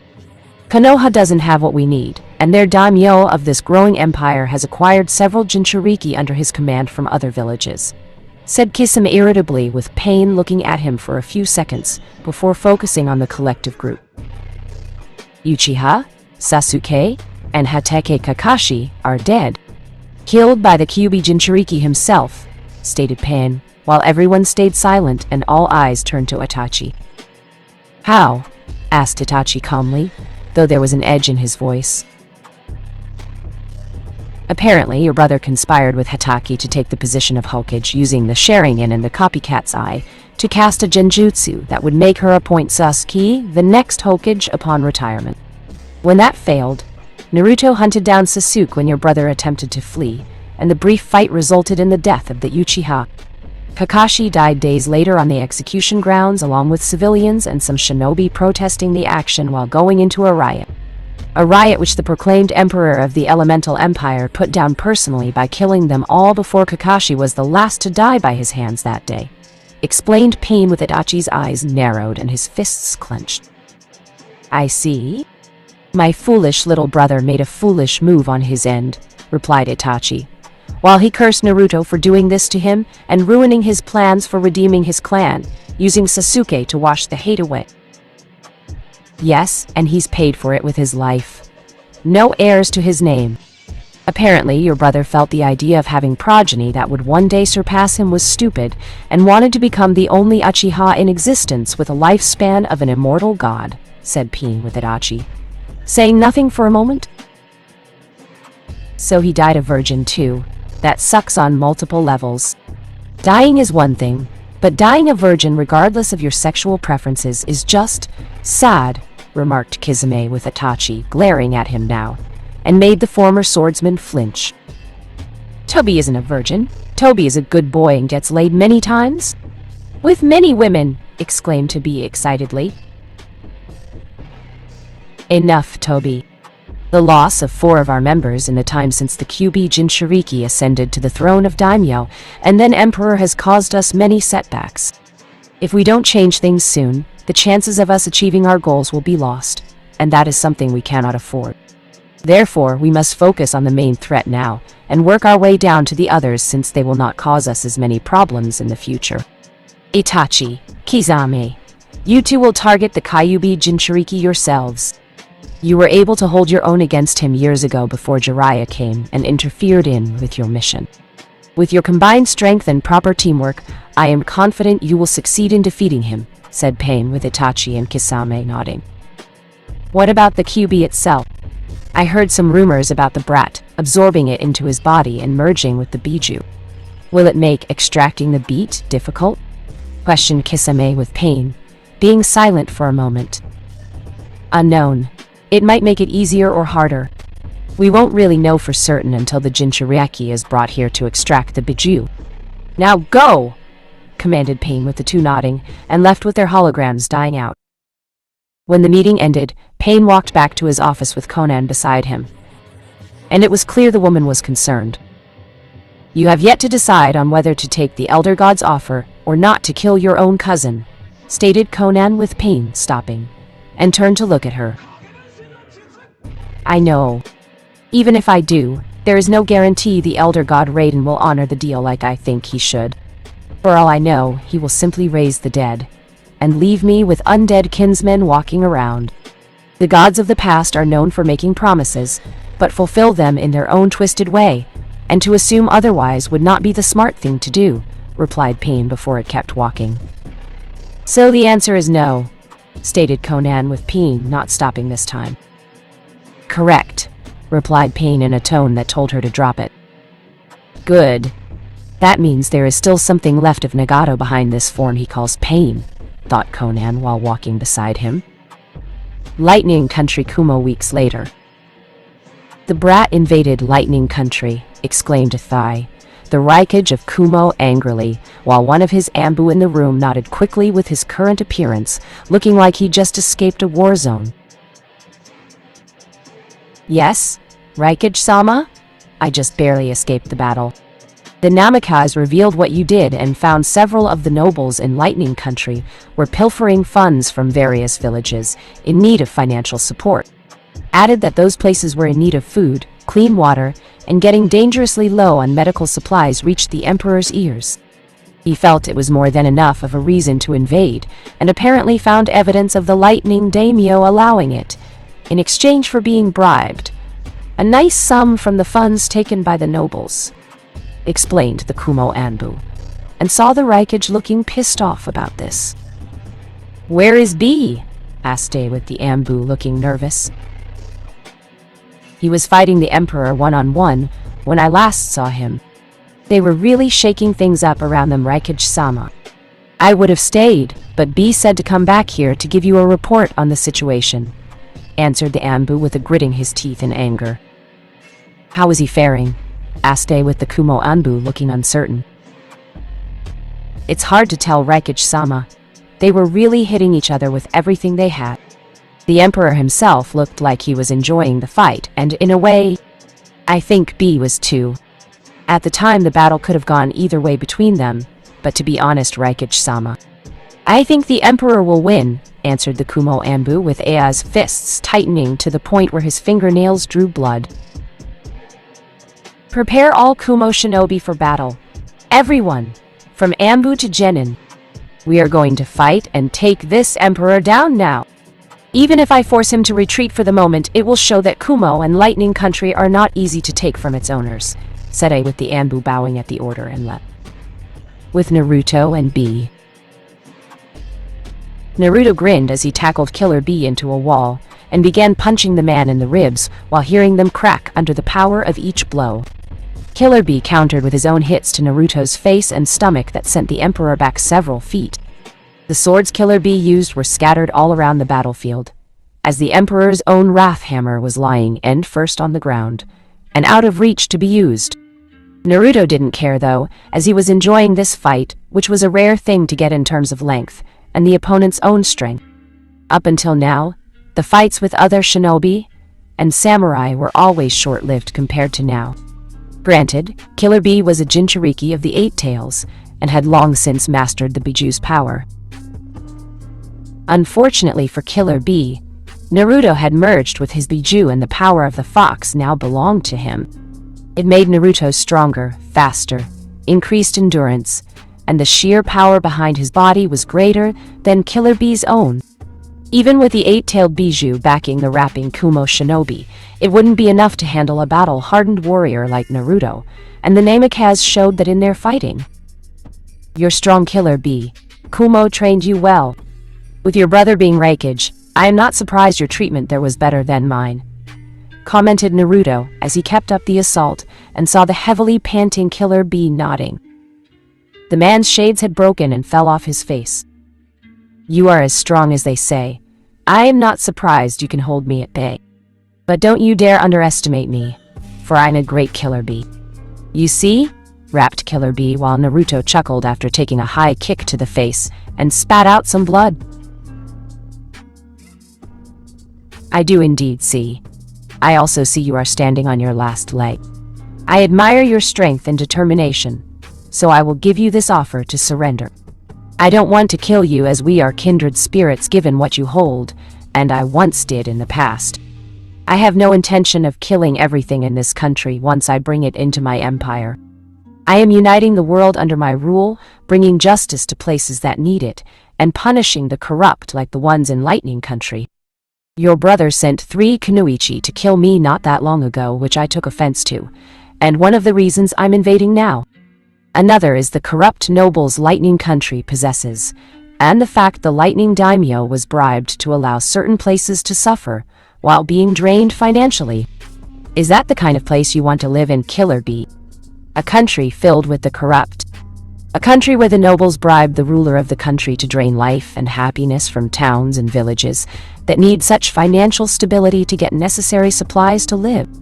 declared Naruto with B looking at him while silently hearing what was being told. Bro wouldn't do that, what you say is whack, said Killer B with Naruto smirking at him. No, Yugito told me the plan when she, Karui, and Samui arrived at my home under the disguise of a peace offering. Karui and Samui were wearing concubine-based clothing to make sure they could get close to me. Didn't you find it weird that they weren't in Kumo recently? Countered Naruto with B's eyes narrowing while not saying anything. In truth, Killer B was told by his brother what had happened to the three, but he did not believe it until it produced their headbands, and the message from the Emperor himself.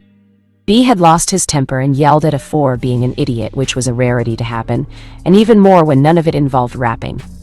As for a few of the nobles' Lightning Country doing their corrupt thing, Killer B didn't care about that since there was always corruption, and believed the Lightning Daimyo would take care of it. Though hearing the Lightning Daimyo had a hand in it made Killer B question whether this was a long time coming in terms of retribution via karma for past sins they had done in the past to the Uzumaki and Hyuga clan. Naruto had come to Lightning Country with a purpose and was hitting the mark dead on so far, with B being pushed to the limit. My bro isn't going to take this lightly, remarked B with Naruto smirking at him. He shouldn't have tried to assassinate me. He shouldn't have tried to kidnap my mother or Hinata-chan in the past. Those Lightning Country nobles shouldn't be oppressing their people, and you shouldn't follow a brother of a Raikage who allows almost all these things to happen, replied Naruto, while B shook his head, since he didn't want to believe his brother was a bad guy. Even if some of the decisions he made were just that bad. What do you want, bro? Surely the fighting can stop if you say no, questioned B with Naruto's smile leaving him and becoming deadly serious. You know what I want. You know what needs to be done. Lightning Country and Kumo will be absorbed into the Empire. A strong, loyal regent of my choice will be put in place, and if I wish it, I can still be the Raikage of Kumo should I deem him still worthy of it, explained Naruto with B looking at him dead in the eyes. Before B could even respond, A appeared looking pissed off, and his army of Kumo shinobi were behind him. Naruto turned his head to look at A, and then looked at B with a smile on his masked face. You little shit. Did you really think I would let you get away with this? That I would not stop you with all the power in my body and every Kumo shinobi under my command? Bellowed, a while focusing on Naruto. Of course not.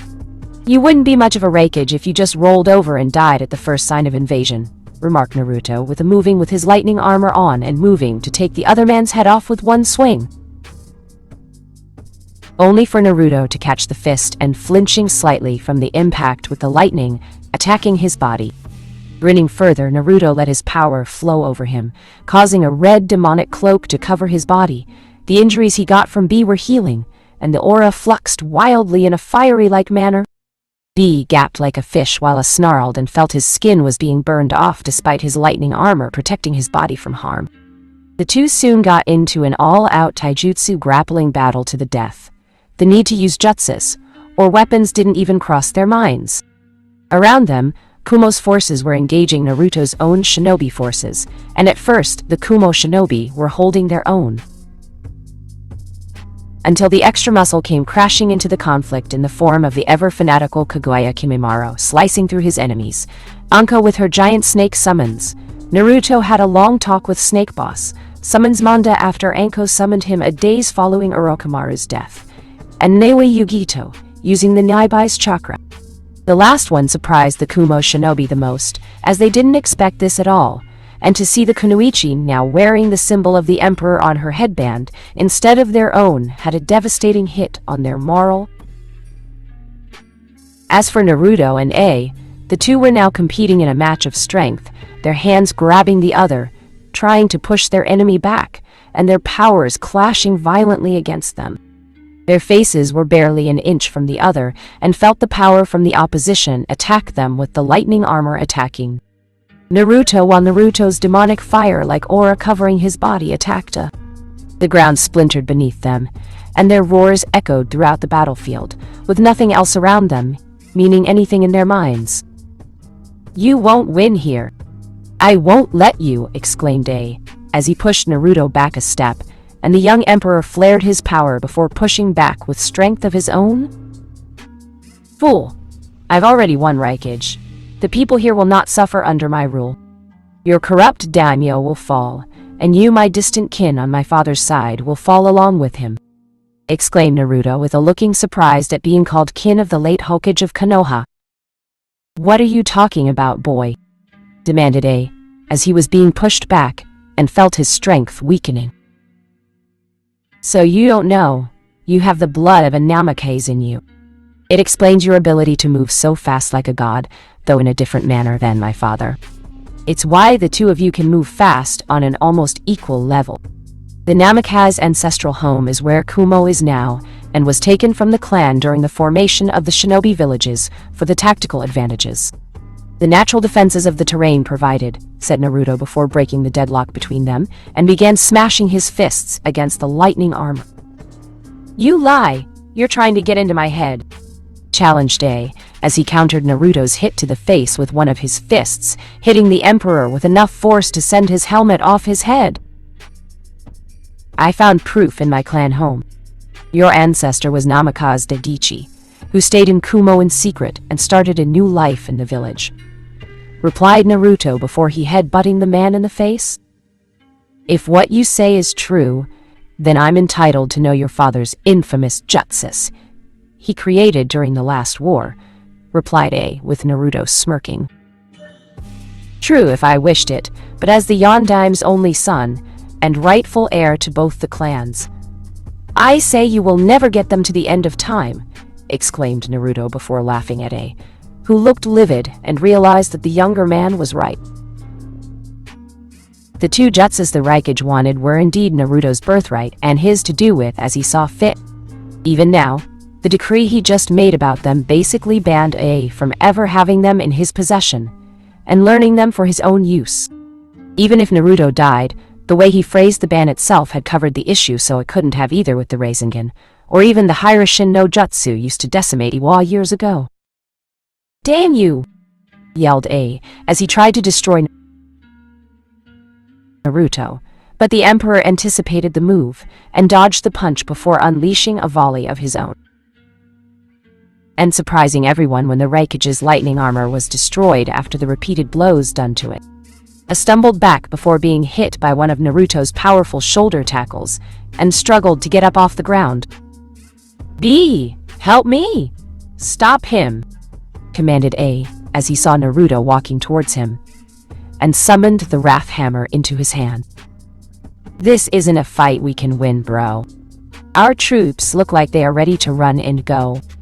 We should seek terms for surrender, you know, suggested B with a looking shocked and then livid that he would suggest that to him. I am your Raikage and I gave you an order. Now do as you are told and obey me, commanded A with B frowning in front of him while Naruto waited to see what the Jinchuriki of the Eight Tails would do next. That's not cool. I'm your bro, not your slave, replied B with a now seeing red in his vision. And not because of the blood flowing from his forehead down his face? I am the Raikage of Kumo. You are one of my shinobi and my Jinchuriki. You will obey, or you will be destroyed. I have no use for disobedient shinobi, and even less use for defiant Jinchuriki, exclaimed A with B, looking like he was punched hard in the face by all the elder gods. You would actually kill me, bro? Asked B while struggling to get up again, and it was clear the Raikage's anger was getting the better of him. It's bad enough Yugito spends her days whoring herself out to this man like a common slut, but for you to even question me and consider Kumo surrenders to this monster is unforgivable, exclaimed. A while his mind was already assuming that B had betrayed him for greener pastures and siding with Naruto, and the Raikage suspected that maybe the Emperor had even B incentive with a high-level position within the Empire. Don't talk about Yugito like that, bro. She's strong and smart and knows when to follow her heart wherever it says to go, countered B, and was surprised when I moved at him and punched the would-be rapper for a Jinchuriki in the face. Shut up! Shut your damn mouth. I will not have you backtalk me anymore with your pointless and useless rapping, exclaimed A, as his mind had clearly fallen into the realm of insanity, and his temper only made it worse.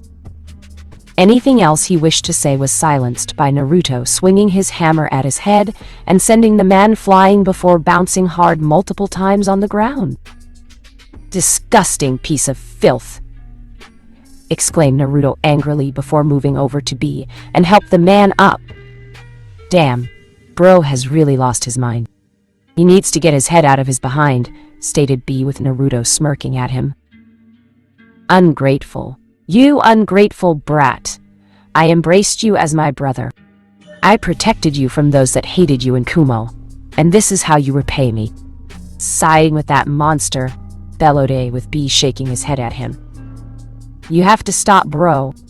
Your mind is going whack and needs to be set back," said B with a going mad with rage at being called insane. "Shut up. I see now it was foolish of me to even protect you or show you any kind of support on my end. You think I listened to the Yondaime Hokage about how Jinchuriki should be loved? Jinchuriki are just weapons. They should not be loved, they should all be controlled, restricted, and know their place in the world is at the feet of their cage."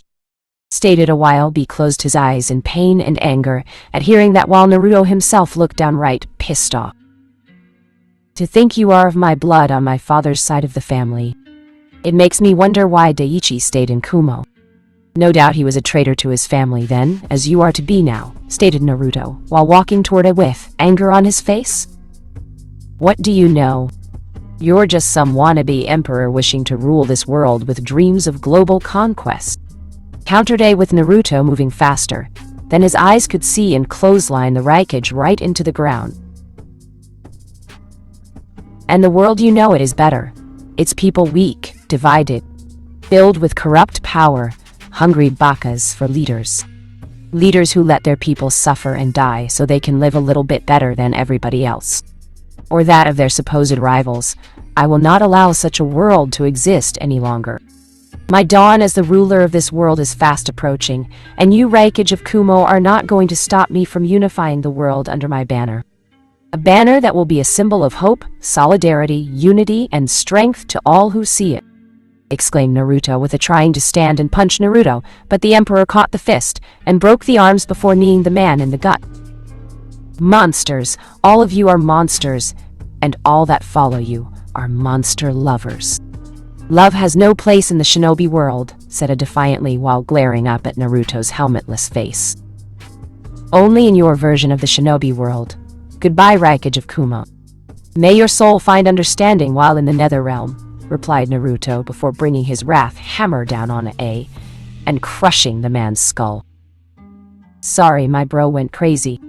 All the stress made his mind go hazy," said B with Naruto, not saying anything for a moment, and the battles around them had stopped when the sight of a being killed was seen by all.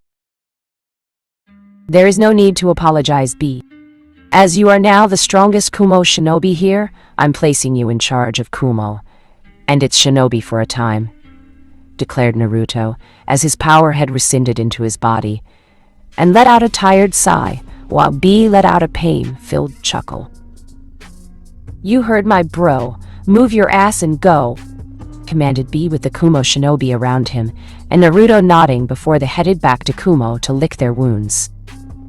"Are you all right, Naruto-sama?" asked Kimimaro while Naruto walked a bit sluggishly to his helmet and put it on. "Yes, Kimimaro. I am fine. A bit drained, but nothing a meal, and rest cannot cure. Have our forces form a defensive position here for now and send some scouts out to ensure no potential threats linger," answered Naruto with Kimimaro nodding and left to carry out his orders while Yugito walked up to him, wrapped her arms around his body. "It hurt you to kill him," stated Yugito, as he nodded since killing family of any kind was something that made him feel as low as the Uchiha on the morality level. "I didn't want to, but his heart was beyond redemption. He may have tried to protect you and be from being hated in Kumo, but deep down, the conviction I lived by were destroyed by his hatred of me changing the world. Before I began to change things, I was a man that could not be opposed without suffering heavy losses, and there was no reason to embrace change. But when it came down to changing things for the better, I chose to keep things the way they were because it was all he knew, and feared it because of his own fear of what it meant for Kumo under my rule. The man's hunger for power was also threatened, and never left after his failed try to capture my mother years ago, or with kidnapping Hinata-chan when she was 3.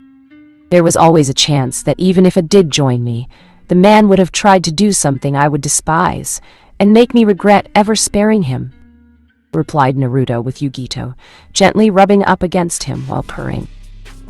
You push yourself too hard sometimes, my emperor. You need to relax more, stated Yugito in a sultry tone, with Naruto letting out a chuckle before seeing Anko walking over to them and sitting on the opposite side of the blonde woman. And you would wish to help me relax, I take it? Asked Naruto with Yugito, rubbing her hands over his torso and Anko doing the same. Not just me. Samui, Karui, Shiva, Anko, Shizuna, Hinata, and the others know how hard you work to bring happiness to the world. You deserve to be rewarded for all the hard work put into it, replied Yugito while periodically kissing his body and moaning from the sensation of the contact she felt with his body. She loved the feel of it so damn much. Then we must hurry. The sooner I complete what I'm doing here, the sooner I can get my reward, remarked Naruto with Yugito purring loudly, now looking at him with lust burning intensely in her eyes while Anko gave "fuck yeah" to the idea. They were looking forward to giving him his reward too. Unknown realm sometime later. You have a lot of nerve speaking to me now, Raiden, coming here to my prison. You and the Elder Gods put me in a prison which I am confined to unless humans summon me for their ceilings and schemes like some pet, replied Shinnok angrily while staring at the Elder God of Lightning in front of him. Be lucky you are allowed to live and keep some status as a god, Shinnok. Besides, I am here because I am in need of your powers over the dead and need 2 souls currently in your possession, replied Raiden with Shinnok frowning at him. You need something from me? That's very interesting. Which 2 souls in particular do you need exactly? Asked Shinnok with Raiden's eyes narrowing slightly. The souls Namikaze Minato and Uzumaki Kushina, answered Raiden with Shinnok's eyes widening. Those 2? Why would you need them unless... Oh, I see now. So the boy knows of his heritage and the prophecy is being fulfilled. Only you want to stop him and the prophecy from occurring. I would think you would have learned your lesson last time when you used that amulet of yours to alter events to prevent Armageddon at the hands of Shao Khan, commented Shinnok, as he had been unaffected by the events Raiden did when sending a message back in time, and why certain things had changed during Earthrealm's 10th Mortal Kombat tournament. Shinnok knew, as Raiden did, that for Shao Khan to be stopped, the Elder Gods would have to interfere in breaking the rules, and that only was possible during the invasion of Earthrealm. The problem was, the invasion had to be successful in order for the Elder Gods to step in, and since Raiden's force were able to repel Shao Kahn the first time around, led to the events following it. So Shinnok's consciousness traveled farther back than the amulet did with Raiden, with the warning from his future self, and sent Quan Chi to assist in events from that tournament all the way up to Shao Kahn's illegal invasion. The visions Raiden saw from his amulet were also seen by Shinnok, which allowed the events of the past to be changed in Shinnok's favor, regardless of the Thunder God's feeble attempts to stop some of them from happening. If anything, the now Elder God in front of Shinnok had made things worse, and the fallen Elder God had been even closer to his victory over Raiden the second time around. Had it not been for various warriors being recruited by Raiden to fight for the forces of good, who had not fought during Shinnok's first attempt at taking the realm, then it would have been his to rule, and he would not be here in this state. I have their bodies, both fully healed. All I need are their souls. Souls you possess, declared Raiden with Shinnok nodding and smiling now. Yes, I do possess their souls, but what do I get from giving them to you? Challenged Shinnok before being shocked by lightning. Do not test me, Shinnok. Do you really want Shao Kahn's descendant to take over the realm and begin his own conquest of others? Or a legal merging between Outworld and Earthrealm? It is possible that can happen without invasion should the boy or Shao Khan figure it out, said Raiden with Shinnok, letting out a chuckle despite the pain.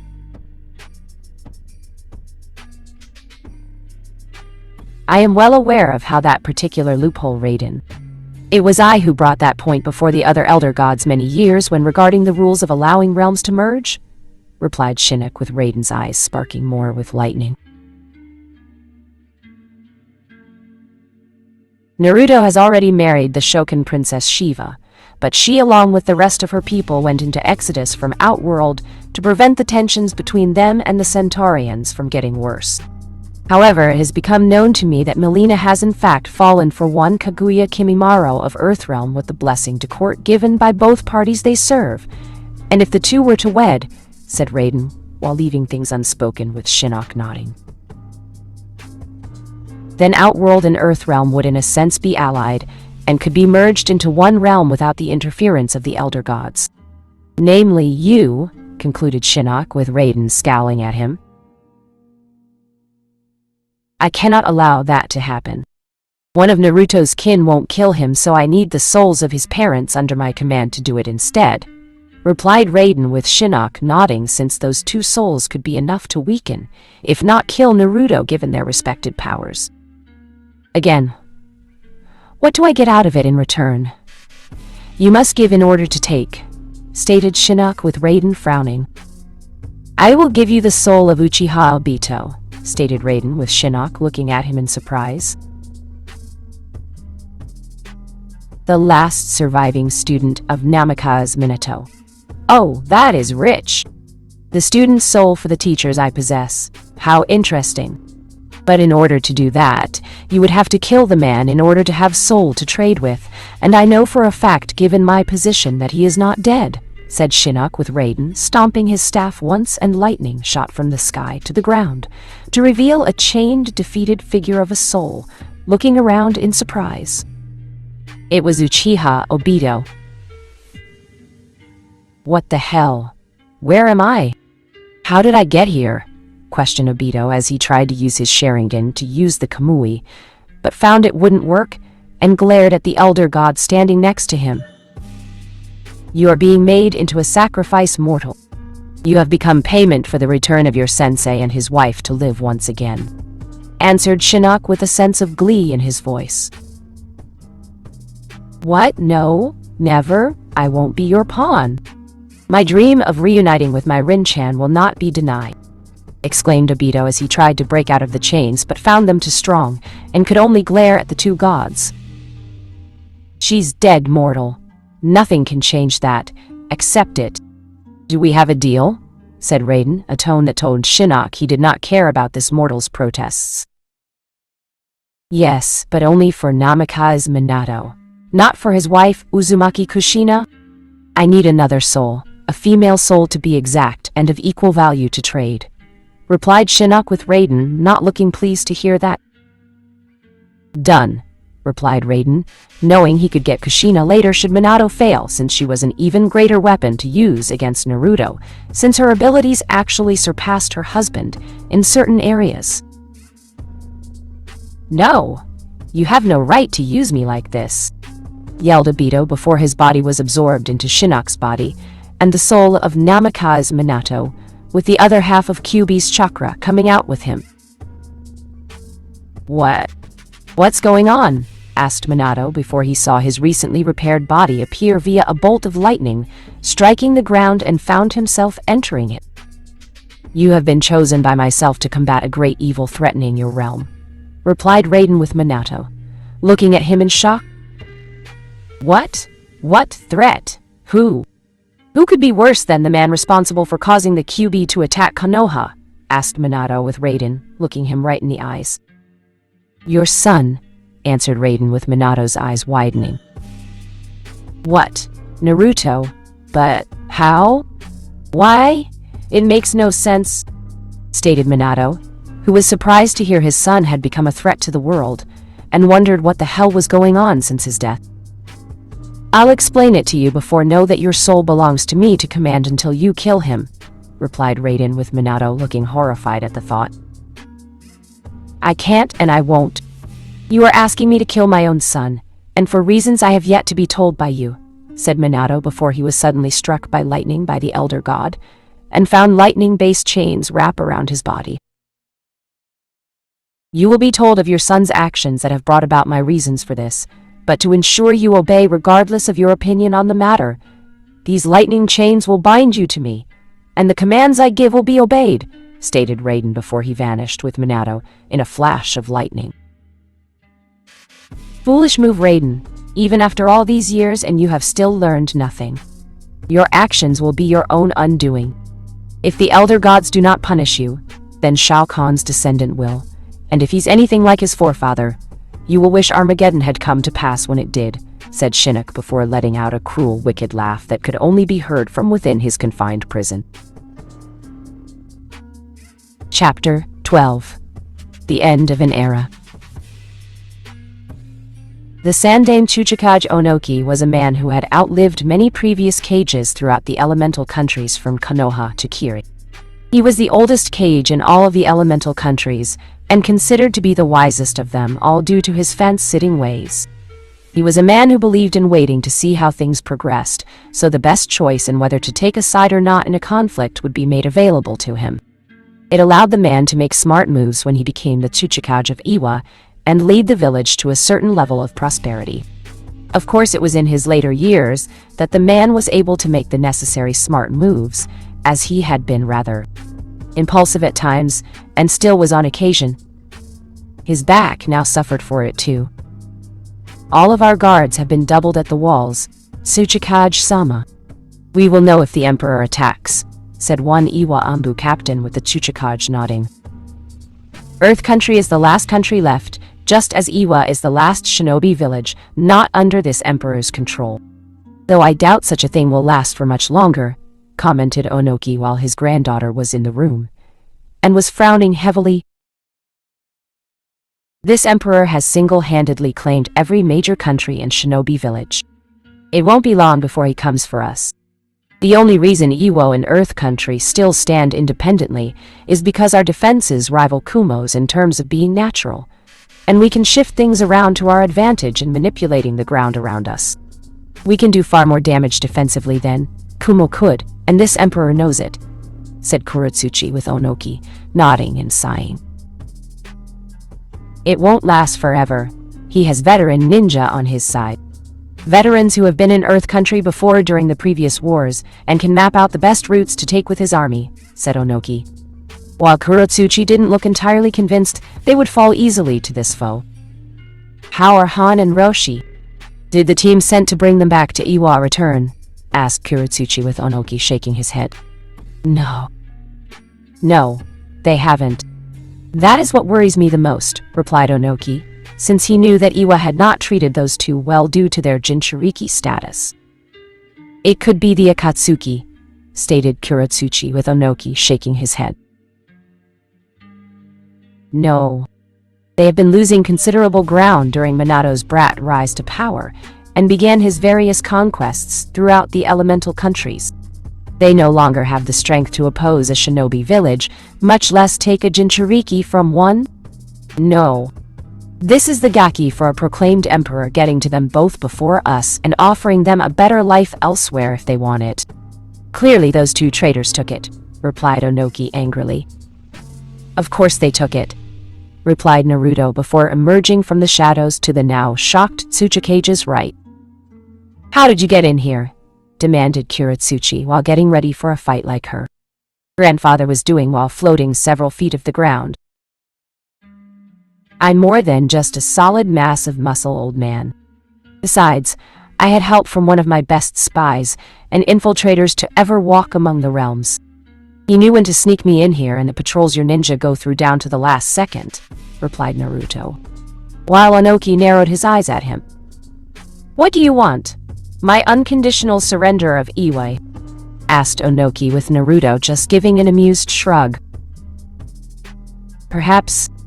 That way you can still run things here in Iwa and there will be no bloodshed spilled in this village. Do you really want to make the same mistake as the others who opposed me did?" challenged Naruto with Onoki scowling further. "Many in Iwa would wish to have your head simply because you are Minato's boy. He did kill a lot of my ninja during the last war, commented Onoki with Naruto letting a small smirk show on his helmeted face. Yes, I know, but I am not my father. My father is dead. He died saving his village. He died for Konoha, a village that had forsaken his own child, regardless if they knew I was his offspring or not. Doesn't that information ease your vengeful heart? Knowing that the very village my father died protecting turned on his own son? Questioned Naruto with Onoki being silent for a moment, since he had heard the rumors about the Emperor's life prior to his ascension to the throne. A little, but I am just one old man. The other ninja and people of Iwa will not be so understanding. Many lost brothers, fathers, cousins, uncles, and more because of your father. They will not be so willing to submit to you as their new overall master, even with me as the Chuchikage, remarked Onoki, since the hatred for the Yellow Flash and his offspring was running deep. Before Naruto could go further into the conversation, multiple explosions echoed outside of the Chuchikage Tower, and it made Naruto frown since he had not ordered an attack on the village. As for the Chuchikage and his granddaughter, they tensed in the belief that the Emperor had somehow launched a surprise attack, and braced themselves for a fight with him. They were soon surprised to see the young warrior looking out the window with a frown behind his helmet-covered face and had his back to them. It was only after a moment did Naruto smash the window and leaped out into the village. Instead of fighting them, did they begin to suspect this was not part of the young conqueror's plans for Iwa. When they decided to leap out of the same window as the Emperor, they were surprised to see Naruto was currently staring down at the one person they did not expect to see among the living, and in the heart of Iwa, the Yondaime Hokage himself, Namikaze Minato. I almost don't believe it. Raiden brought you back to the land, mortals. No doubt to stop me, remarked Naruto with his wrath hammer now in hand, while narrowing his eyes at his father. Yes, I am back, but not by choice. Raiden traded with the Shinigami using the soul of another.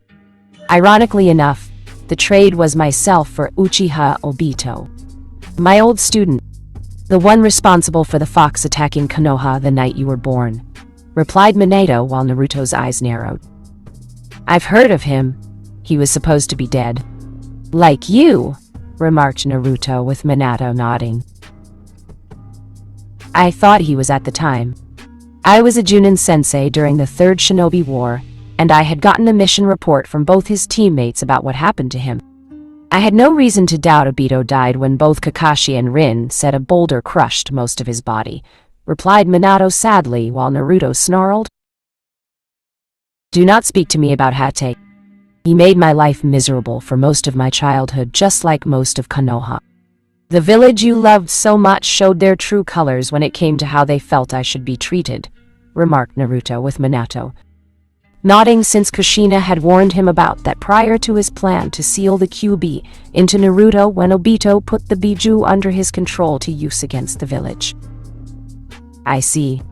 So, even Kakashi has betrayed my wishes, said Minato with a sigh while he saw it in Naruto's eyes, that Kakashi was no longer among the land of the living. All three of his students were now dead. Yes, he did. Kakashi followed the Sandaime's way of handling me in being a puppet and slave for Konoha. The man even attempted treason of all things to get his oh-so-precious Uchiha for a student to be the next Hokage after Tsunade. Gave up the hat. What does that tell you? Replied Naruto with Minato nodding before his face became deadly serious and was now surrounded by golden chakra. The time for talk was over. I'm sorry you suffered all these years, Naruto, but I have to stop your advancement. Lord Raiden has commanded that I kill you in his name to stop your possible future threat to the realms, stated Minato while Naruto's eyes narrowed at the sight of the Yondaime Hokage in this form. You're using the other half of Kurama sealed inside your body. Impressive, but then again, mine is far more natural, exclaimed Naruto while his own crimson flame consumed him and let out a demonic laugh. I see. No wonder Lord Raiden fears you. Your power is indeed awesome, remarked Minato, though it was mostly to himself. Enough talk. Fight! Exclaimed Naruto before charging at his father and hitting the slightly surprised man with a shoulder tackle. Minato flipped back, landing on his feet, skidding violently when he channeled chakra to his feet, and looking at his son with calculating eyes. After a few seconds, Minato moved equally as fast as Naruto, and punched him in the stomach. Naruto gasped in shock at the feeling of pain from the blow, which was followed up by an uppercut by Minato, and a spin kick to the face. Naruto grinned wickedly at his father. For years, Naruto wondered what it would be like to fight the Yondaime Hokage. To fight his father. Konoha worshipped this man from sunrise to sunset for his accomplishments, just as Iwa cursed him just as much. Naruto had sparred with Shao Khan, his forefather, many times, trained with countless warriors of Outworld, and fought on the front lines of battle to get where he was now. Naruto would finally have a chance to get a real fight. They were so rare. Sure, fighting the Raikage was a challenge, but it was after fighting B, so it was hard to say if that fight would have been challenging from the start. The Akatsuki's strength was nearly gone. If what his father mentioned was true, the real leader of the Akatsuki had been sacrificed to bring about the man's return to the land of mortals, to fight his own son. As for the other members, they would either break off from the organization or turn on each other for the right to the scraps left behind. Such cruelty was befitting that of the elder gods. They did tend to do such things when they wished. I'm going to enjoy crushing you in battle, father. I know why you did what you did back when I was a child. I understand it. I respect it. But all the same, I hate you for trusting Konoha so recklessly with my life, exclaimed Naruto before he was in his father's personal space, and with his wrath hammer already in mid-swing had hit the former Yondaime Hokage right in the chest. Power. If I wasn't for the fact I am technically still dead and under the Elder God's command with the QB chakra mode on, I would be dead already. His own version is more honed, perfected even due to the fact the Bijuu sealed in him is no longer sealed, but rather merged into him as one entity, and he can handle the power behind it. Naruto, if we weren't fighting right now, I would be proud of you, thought Minato before moved in close to hit his son again with various combos of taijutsu. On the sidelines, Onoki, Kurotsuchi, and basically every single Iwa ninja in the village was watching in shock as the Yondaime Hokage himself was battling it out with his only son in a fight to the death. They never thought they would witness this in 100 years due to the fact the Yondaime was supposed to be dead, and never suspected the man would even remotely wish kill his son. Even if it was on orders of a supposed elder god. Father and son clashed violently against each other within the center of Iwa, using their speed, strength, agility, and weapons of choice to become the chosen victor of this all-out fight. Unfortunately, for Minato anyway, the man had not met a warrior like his son had become in the years growing up, and it was clear Naruto had quite the number of years of fighting under his belt. It was further proven when Naruto took part of a Rasengan his father made to the torso before grabbing the offending limb to keep his father in place and punched the man hard multiple times. Right in the gut, to be precise. Minato gasped in pain with each hit before Naruto landed a massive uppercut to the former Hokage's jaw. The impact created from the punch sent Minato flying backward, bouncing once in a small roll and skidding hard before coming to a stop. His QB chakra mode was starting noticeably weaken. Where is the pathetic elder god who brought you back now, father? Questioned Naruto before letting out a mocking chuckle and walked toward his downed father with a sense of clear superiority in this fight. Naruto, you need to stop this conquest of the world. Raiden won't stand for it. He will find a way to stop you without the interference of the other elder gods. As strong as you are now, your strength is not at his level yet. You are not ready to fight him for the right to rule this realm, exclaimed Minato before he was picked up by Naruto with his massive hand on his shinobi attire. Ha! The Thunder God's ever-pathetic attempts to stop my advances for stability in this world shackles me no longer, stated Naruto before punching his father in the face and backhanding him, with this repeating several times until Minato's QB chakra mode finally faded away. Seeing the man was dazed from the blows to the head, Naruto threw him a good distance into the air for all of Iwa to see, and watched the man crash onto the dirty ground soon after.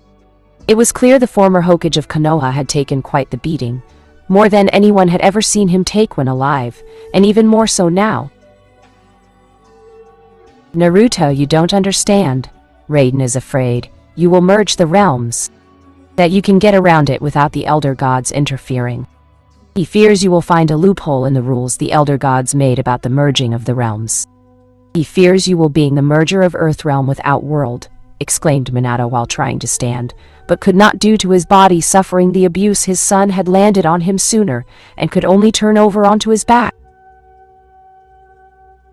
My forefather Shao Khan told me all about Raiden from their many years fighting each other. The Thunder God always did portray himself as a mighty deity of this realm. A little lightning here, words of wisdom there. But in fact, Raiden did not have the might, or even the right to dictate policy. He is, and always was in truth, a toothless worm, replied Naruto while walking over to the downed Minato before stomping on his chest and looking at his father's defeated form. Even if what you say is true, his power is still beyond your own. You need something more, stated Minato while in pain, and heard his son chuckle. I know, and ironically enough, Raiden has given it to me. Through you, replied Naruto before picking the barely conscious man up and thrust his hand into the seal on Minato's body. Ah! Ah! Yelled Minato and felt the Beiju's other half sealed inside his body from all those years ago, leaving him. Your time like Raiden's has passed. This realm belongs to me now, stated Naruto before he finished taking Kurama's other half and merging it with himself to ultimately make him even stronger. Throwing his father's body yet again, Naruto watched with amusement to see how his father struggled to rise despite his new injury. The man had determination. The Emperor would give him that much. But all good things come to an end. You are truly surprising, Naruto. No doubt about it, whispered Minato to himself. Raiden spent all this time trying to stop with foolish resistance. Wave after wave of enemies have come and gone, fallen by my hands. You know as well as I do, father, that deep down, I have won, said Naruto while walking toward his father with the wrath hammer in his hands, and turned to face the man still on his knees on the ground. Yes, you have won. Against me, and soon. Against Raiden himself, replied Minato, as he could easily admit to himself that his son was the stronger warrior, and was going to win this fight. Goodbye, father. Your world as you and Raiden know it is about to end, said Naruto before letting out a war cry, and raised his wrath hammer over his head to bring it down on his own father. Goodbye, son. And despite everything, know that I still love you, whispered Minato as he looked up at his son and saw the wrath hammer coming down. After that, everything went dark for the former Hokage of Konoha. As for Naruto himself, all he saw at the moment was the crimson color that was red. He saw it on the ground, on the buildings, and on himself from when his wrath hammer descended down upon his father. With his power slowly receding, the giant of a man turned to face the Chuchikage, who had landed in front of him with his granddaughter, and a platoon of Iwa Anbu. Is that enough to gain your allegiance to my growing empire? Will the people of Iwa join me now, Sandine Chuchikage? Asked Naruto, since he knew many of the Iwa ninja in Iwa wanted to kill the Yondai Hokage for what he did in the war, and just witnessed seeing the man's end. And at the hands of his own son, no less. As for the Chuchikage himself, he was once more calculating the odds of fighting this man before him, and winning against the impressive beast Naruto truly was at heart. Oh, sure, Inoki had his granddaughter, his Anbu, and basically all of Iwa here at the ready to fight Naruto. A man who had been fighting his father in combat, and was surely to be weakened to an extent where he couldn't take on all of Iwa. Right. But the Chuchikage did not become the Chuchikage by acting rashly like some of the other cages did, like the Raikage of Kumo. not that long ago from what his spies told him of the man's demise. No. Onoki knew that this man before them was the leader of an empire, and his army was no doubt close by with the intent of fighting Iwa until they were killed or effectively beaten into submission, with the survivors joining or becoming missing. Nin. Even if, and it was a very big if at this point, that they were able to successfully defeat the young emperor, the army the man commanded would finish them all off, and the Tsuchikage suspected the two Jinchuriki Iwa once had would help lead the charge. I think we can work something out for Iwa accepting you, my emperor, answered the Tsuchikage with a slight bow, and the others doing the same, including Kuratsuchi. And was it Naruto's imagination, or was the woman blushing? Who knew seeing Iwa's most hated enemy die at the hands of his offspring would make the woman get all flustered? Good to hear. Contrary to what some might say, I don't wish to fight anyone unless it is necessary. I also know having Iwa along with the rest of Earth Country absorbed fully into my empire is better than fighting it and reducing everything about Iwa into a fraction of its former self. Please inform your daimyo that you are supporting me from now on, and so long as he does the same, I won't have to find his replacement, replied Naruto before walking out of Iwa with all of its ninja and people looking at him in awe. And somewhere standing on a high mountain top near Iwa, an elder and thunder god of the realm it guarded felt a cold chill run up his spine. Outworld. What did you say, Shadow Priest? Asked Shao Khan while leaning forward and glaring at the robed figure who was a master in the ways of sorcery, like all shadow priests under his command. I have figured out a way for you to merge Earthrealm with Outworld without unleashing the wrath of the elder gods, replied the shadow priest, by the name of Tao before Shao Khan. Explain, demanded Shao Khan, while he along with his other generals listened to this information with interest. As you know, the elder gods have forbidden the merging of the realms by means of conquest, and even that of the mortal combat tournaments.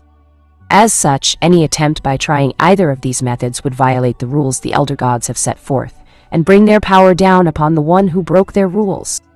However, there is one other way to merge two realms together that does not violate the rules, and is completely within your power to do, replied Tao while Shao Khan narrowed his eyes. What must I do to secure Earthrealm? Asked Shao Khan curiously, while the shadow priest surprisingly hesitated.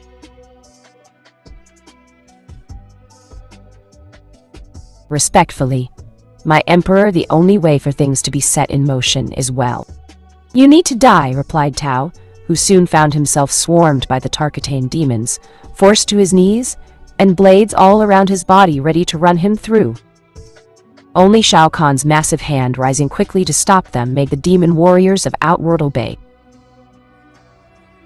I will trust that your words were not hint of treason against me, Shadow Priest. Continue, commanded Shao Khan with Tao, nodding though the Tarkatan demons refused to release him. Next to Shao Kahn's massive throne, Myelina also growled at Tao and had her says out to spill the Shadow Priest's blood. My words are not of treason, my emperor. I am not stupid enough to speak in such a way to promote treason and expect to walk out of here with my life.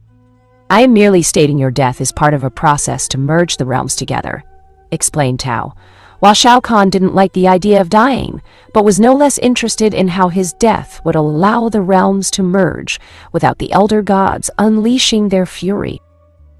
What is the overall process? Asked Shao Kahn while watching Tao for any hint of lying or deception.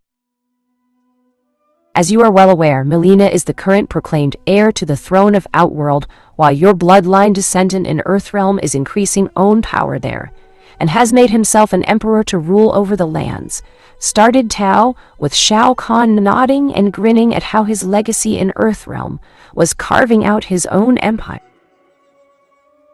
Of course, Naruto visits me on many occasions seeking guidance and wisdom from my years of ruling Outworld. He was even able to provide my daughter with someone worthy of courting, remarked Shao Kahn, while Melina had a swooning look on her face at the mere mention of Kimimaro. Alas, because Melina is not of your blood, she cannot be the one to sit on your throne, added Tao, with Shao Khan's eyes narrow and Mylena moving to kill him. I will enjoy presenting your robed head to my lover, remarked Mylena sinisterly at Tao with say in hand. Mylena!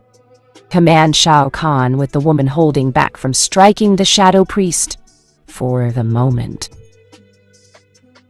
While this shocking news is disheartening and no doubt upsetting to hear my emperor, it is nonetheless part of a process to merge the realms. Not just Outworld and Earthrealm, but also Edenia as well, since it was separated from Outworld ages ago for reasons we all know, said Tao with Shao Khan, looking a bit more intrigued.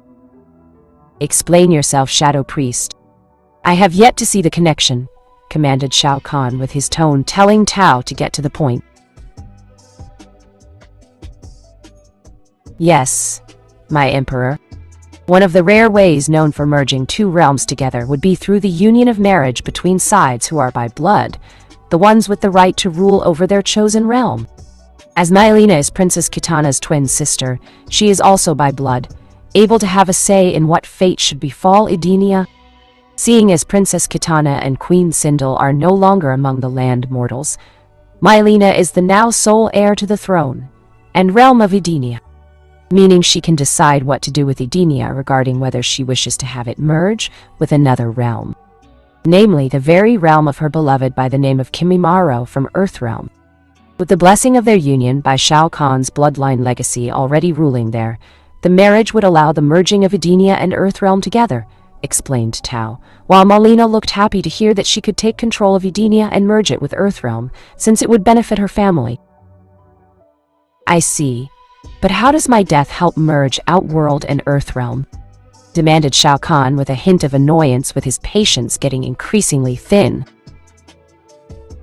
Upon our death, your bloodline descendant in Earthrealm would need to take the throne here to prevent a possible war of unrest. If the young man who is of your blood does this, he can effectively merge the realms together to rule over both as one realm.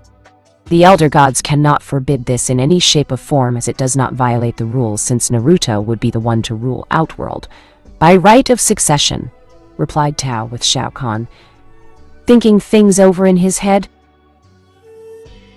I think I understand now. Through Mylena being with Kimimaro from Earthrealm, my legacy there can absorb Edenia, and upon my death would get Outworld as well via being my true successor to the throne by blood, surmised Shao Khan, while Mylena looked like she had been punched by her father. But what will become of me, father? Asked Mylena while seeing the man gaze upon her.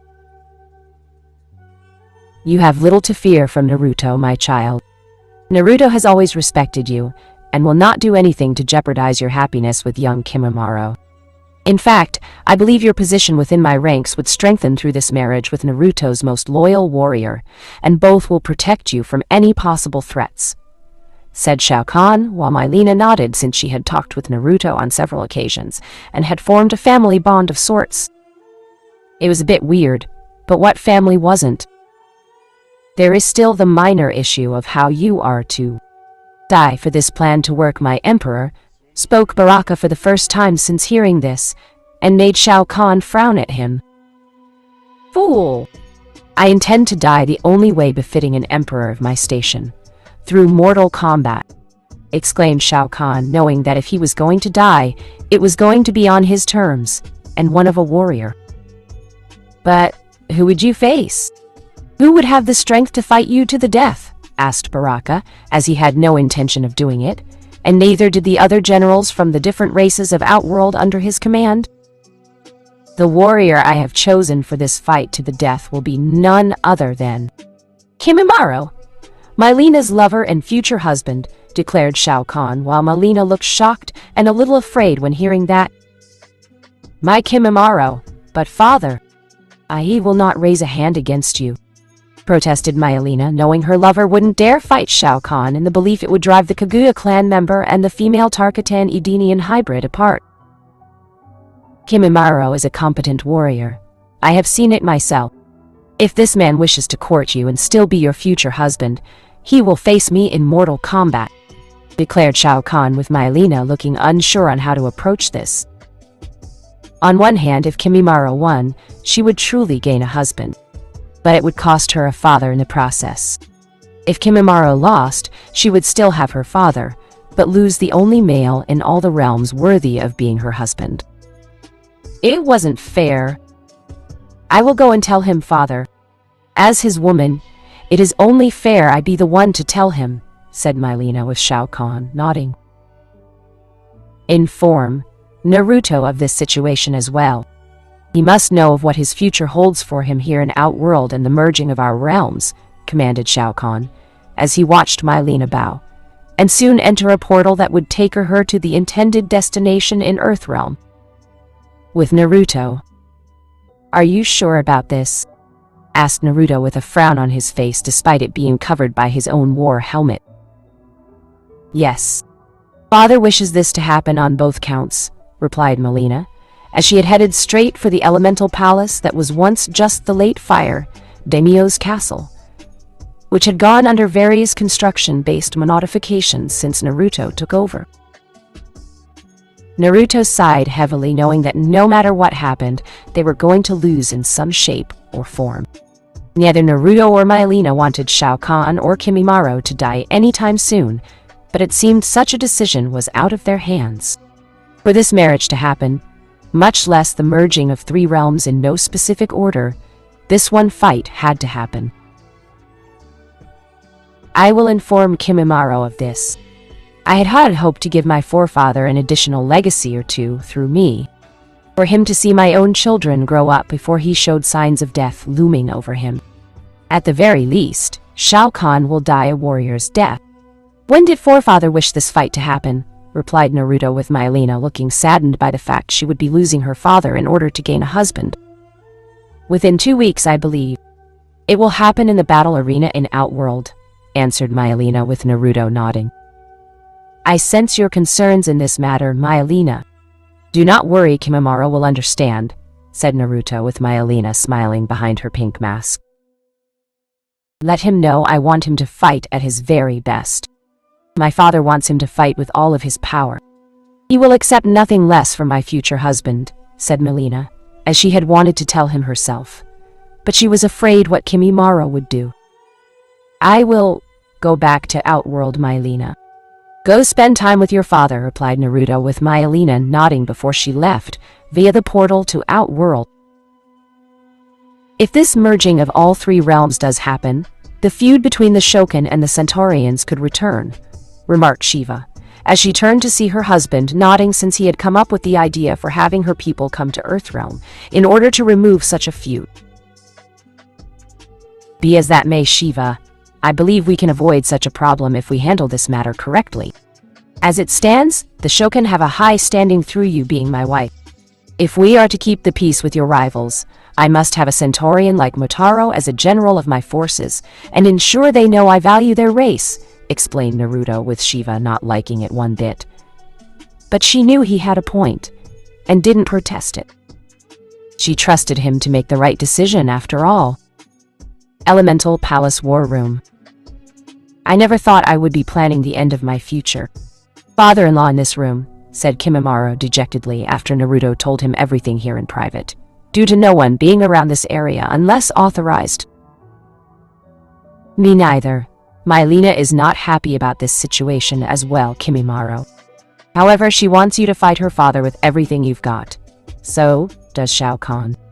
I know in your heart, the idea of killing my forefather and future father-in-law is not something you want to do. It is something you must do, replied Naruto with Kimimaro, nodding with his eyes showing he understood what was at stake here, and why this must happen. I will fight all my power, all my strength. When the time comes to finish Shao Khan off, it will be quick. It will be with the dignity befitting a warrior. Befitting that of an emperor, said Kimimaro firmly, while Naruto nodding. I doubt he would want it any other way, said Naruto with a smile, and put a hand on the albino ninja's shoulder. Kimimaro could only nod at his master's words, and went off to privately train. Not just to strengthen his body, but to strengthen his of mind as well. Elsewhere. Raiden seethed angrily, his eyes flashing with electricity at his failure crush. Shao Kahn's descendant, and the machinations of the young man about to merge three realms into one? What was even worse was the thunder. God was unable to obtain the soul of Uzumaki Kushina, even when he provided Shinnok a female missing nin to trade, the former elder. God laughed at him and claimed he didn't have her soul. Angered, Raiden demanded to know where the soul was, but Shinnok just smirked behind his restraints and remarked that he should never underestimate a mother's love for their child, regardless if they were mortal or not. It was only later did the thunder God understand that Uzumaki Kushina had sealed her soul into Naruto to be a protective guard against the fox, once sealed inside of Naruto. It would now stand to reason that Kushina's soul was within her son where it was beyond his reach. Raiden, you must stop this. I beg of you. This is madness. Everything you have done to stop this young emperor from succeeding in his plan has ended not only in failure, but has also made him stronger too. You are only making things worse for yourself, pleaded Fujin while Raiden glared at his friend and fellow god. If I do nothing, Fujin, all as we know it will change, and not for the better, said Raiden with Fujin shaking his head. You don't know that. You are so afraid of the worst possible outcome that you can't see it is happening by your own hands. You push things to this point. You cannot interfere anymore, Raiden. You can only observe. The other elder, gods forbid anything else. You are lucky they didn't punish you for bringing the boy's father back to attack him, said Fujin, while Raiden scowled further at the reminder about his plan backfiring. And the end result had made Naruto even stronger. I need to provoke Naruto into facing me in mortal combat. Only by doing so will I be free to kill him without the interference of the other elder gods, thought Raiden, but knew it would be difficult to do it, and needed to push the Emperor into a confrontation.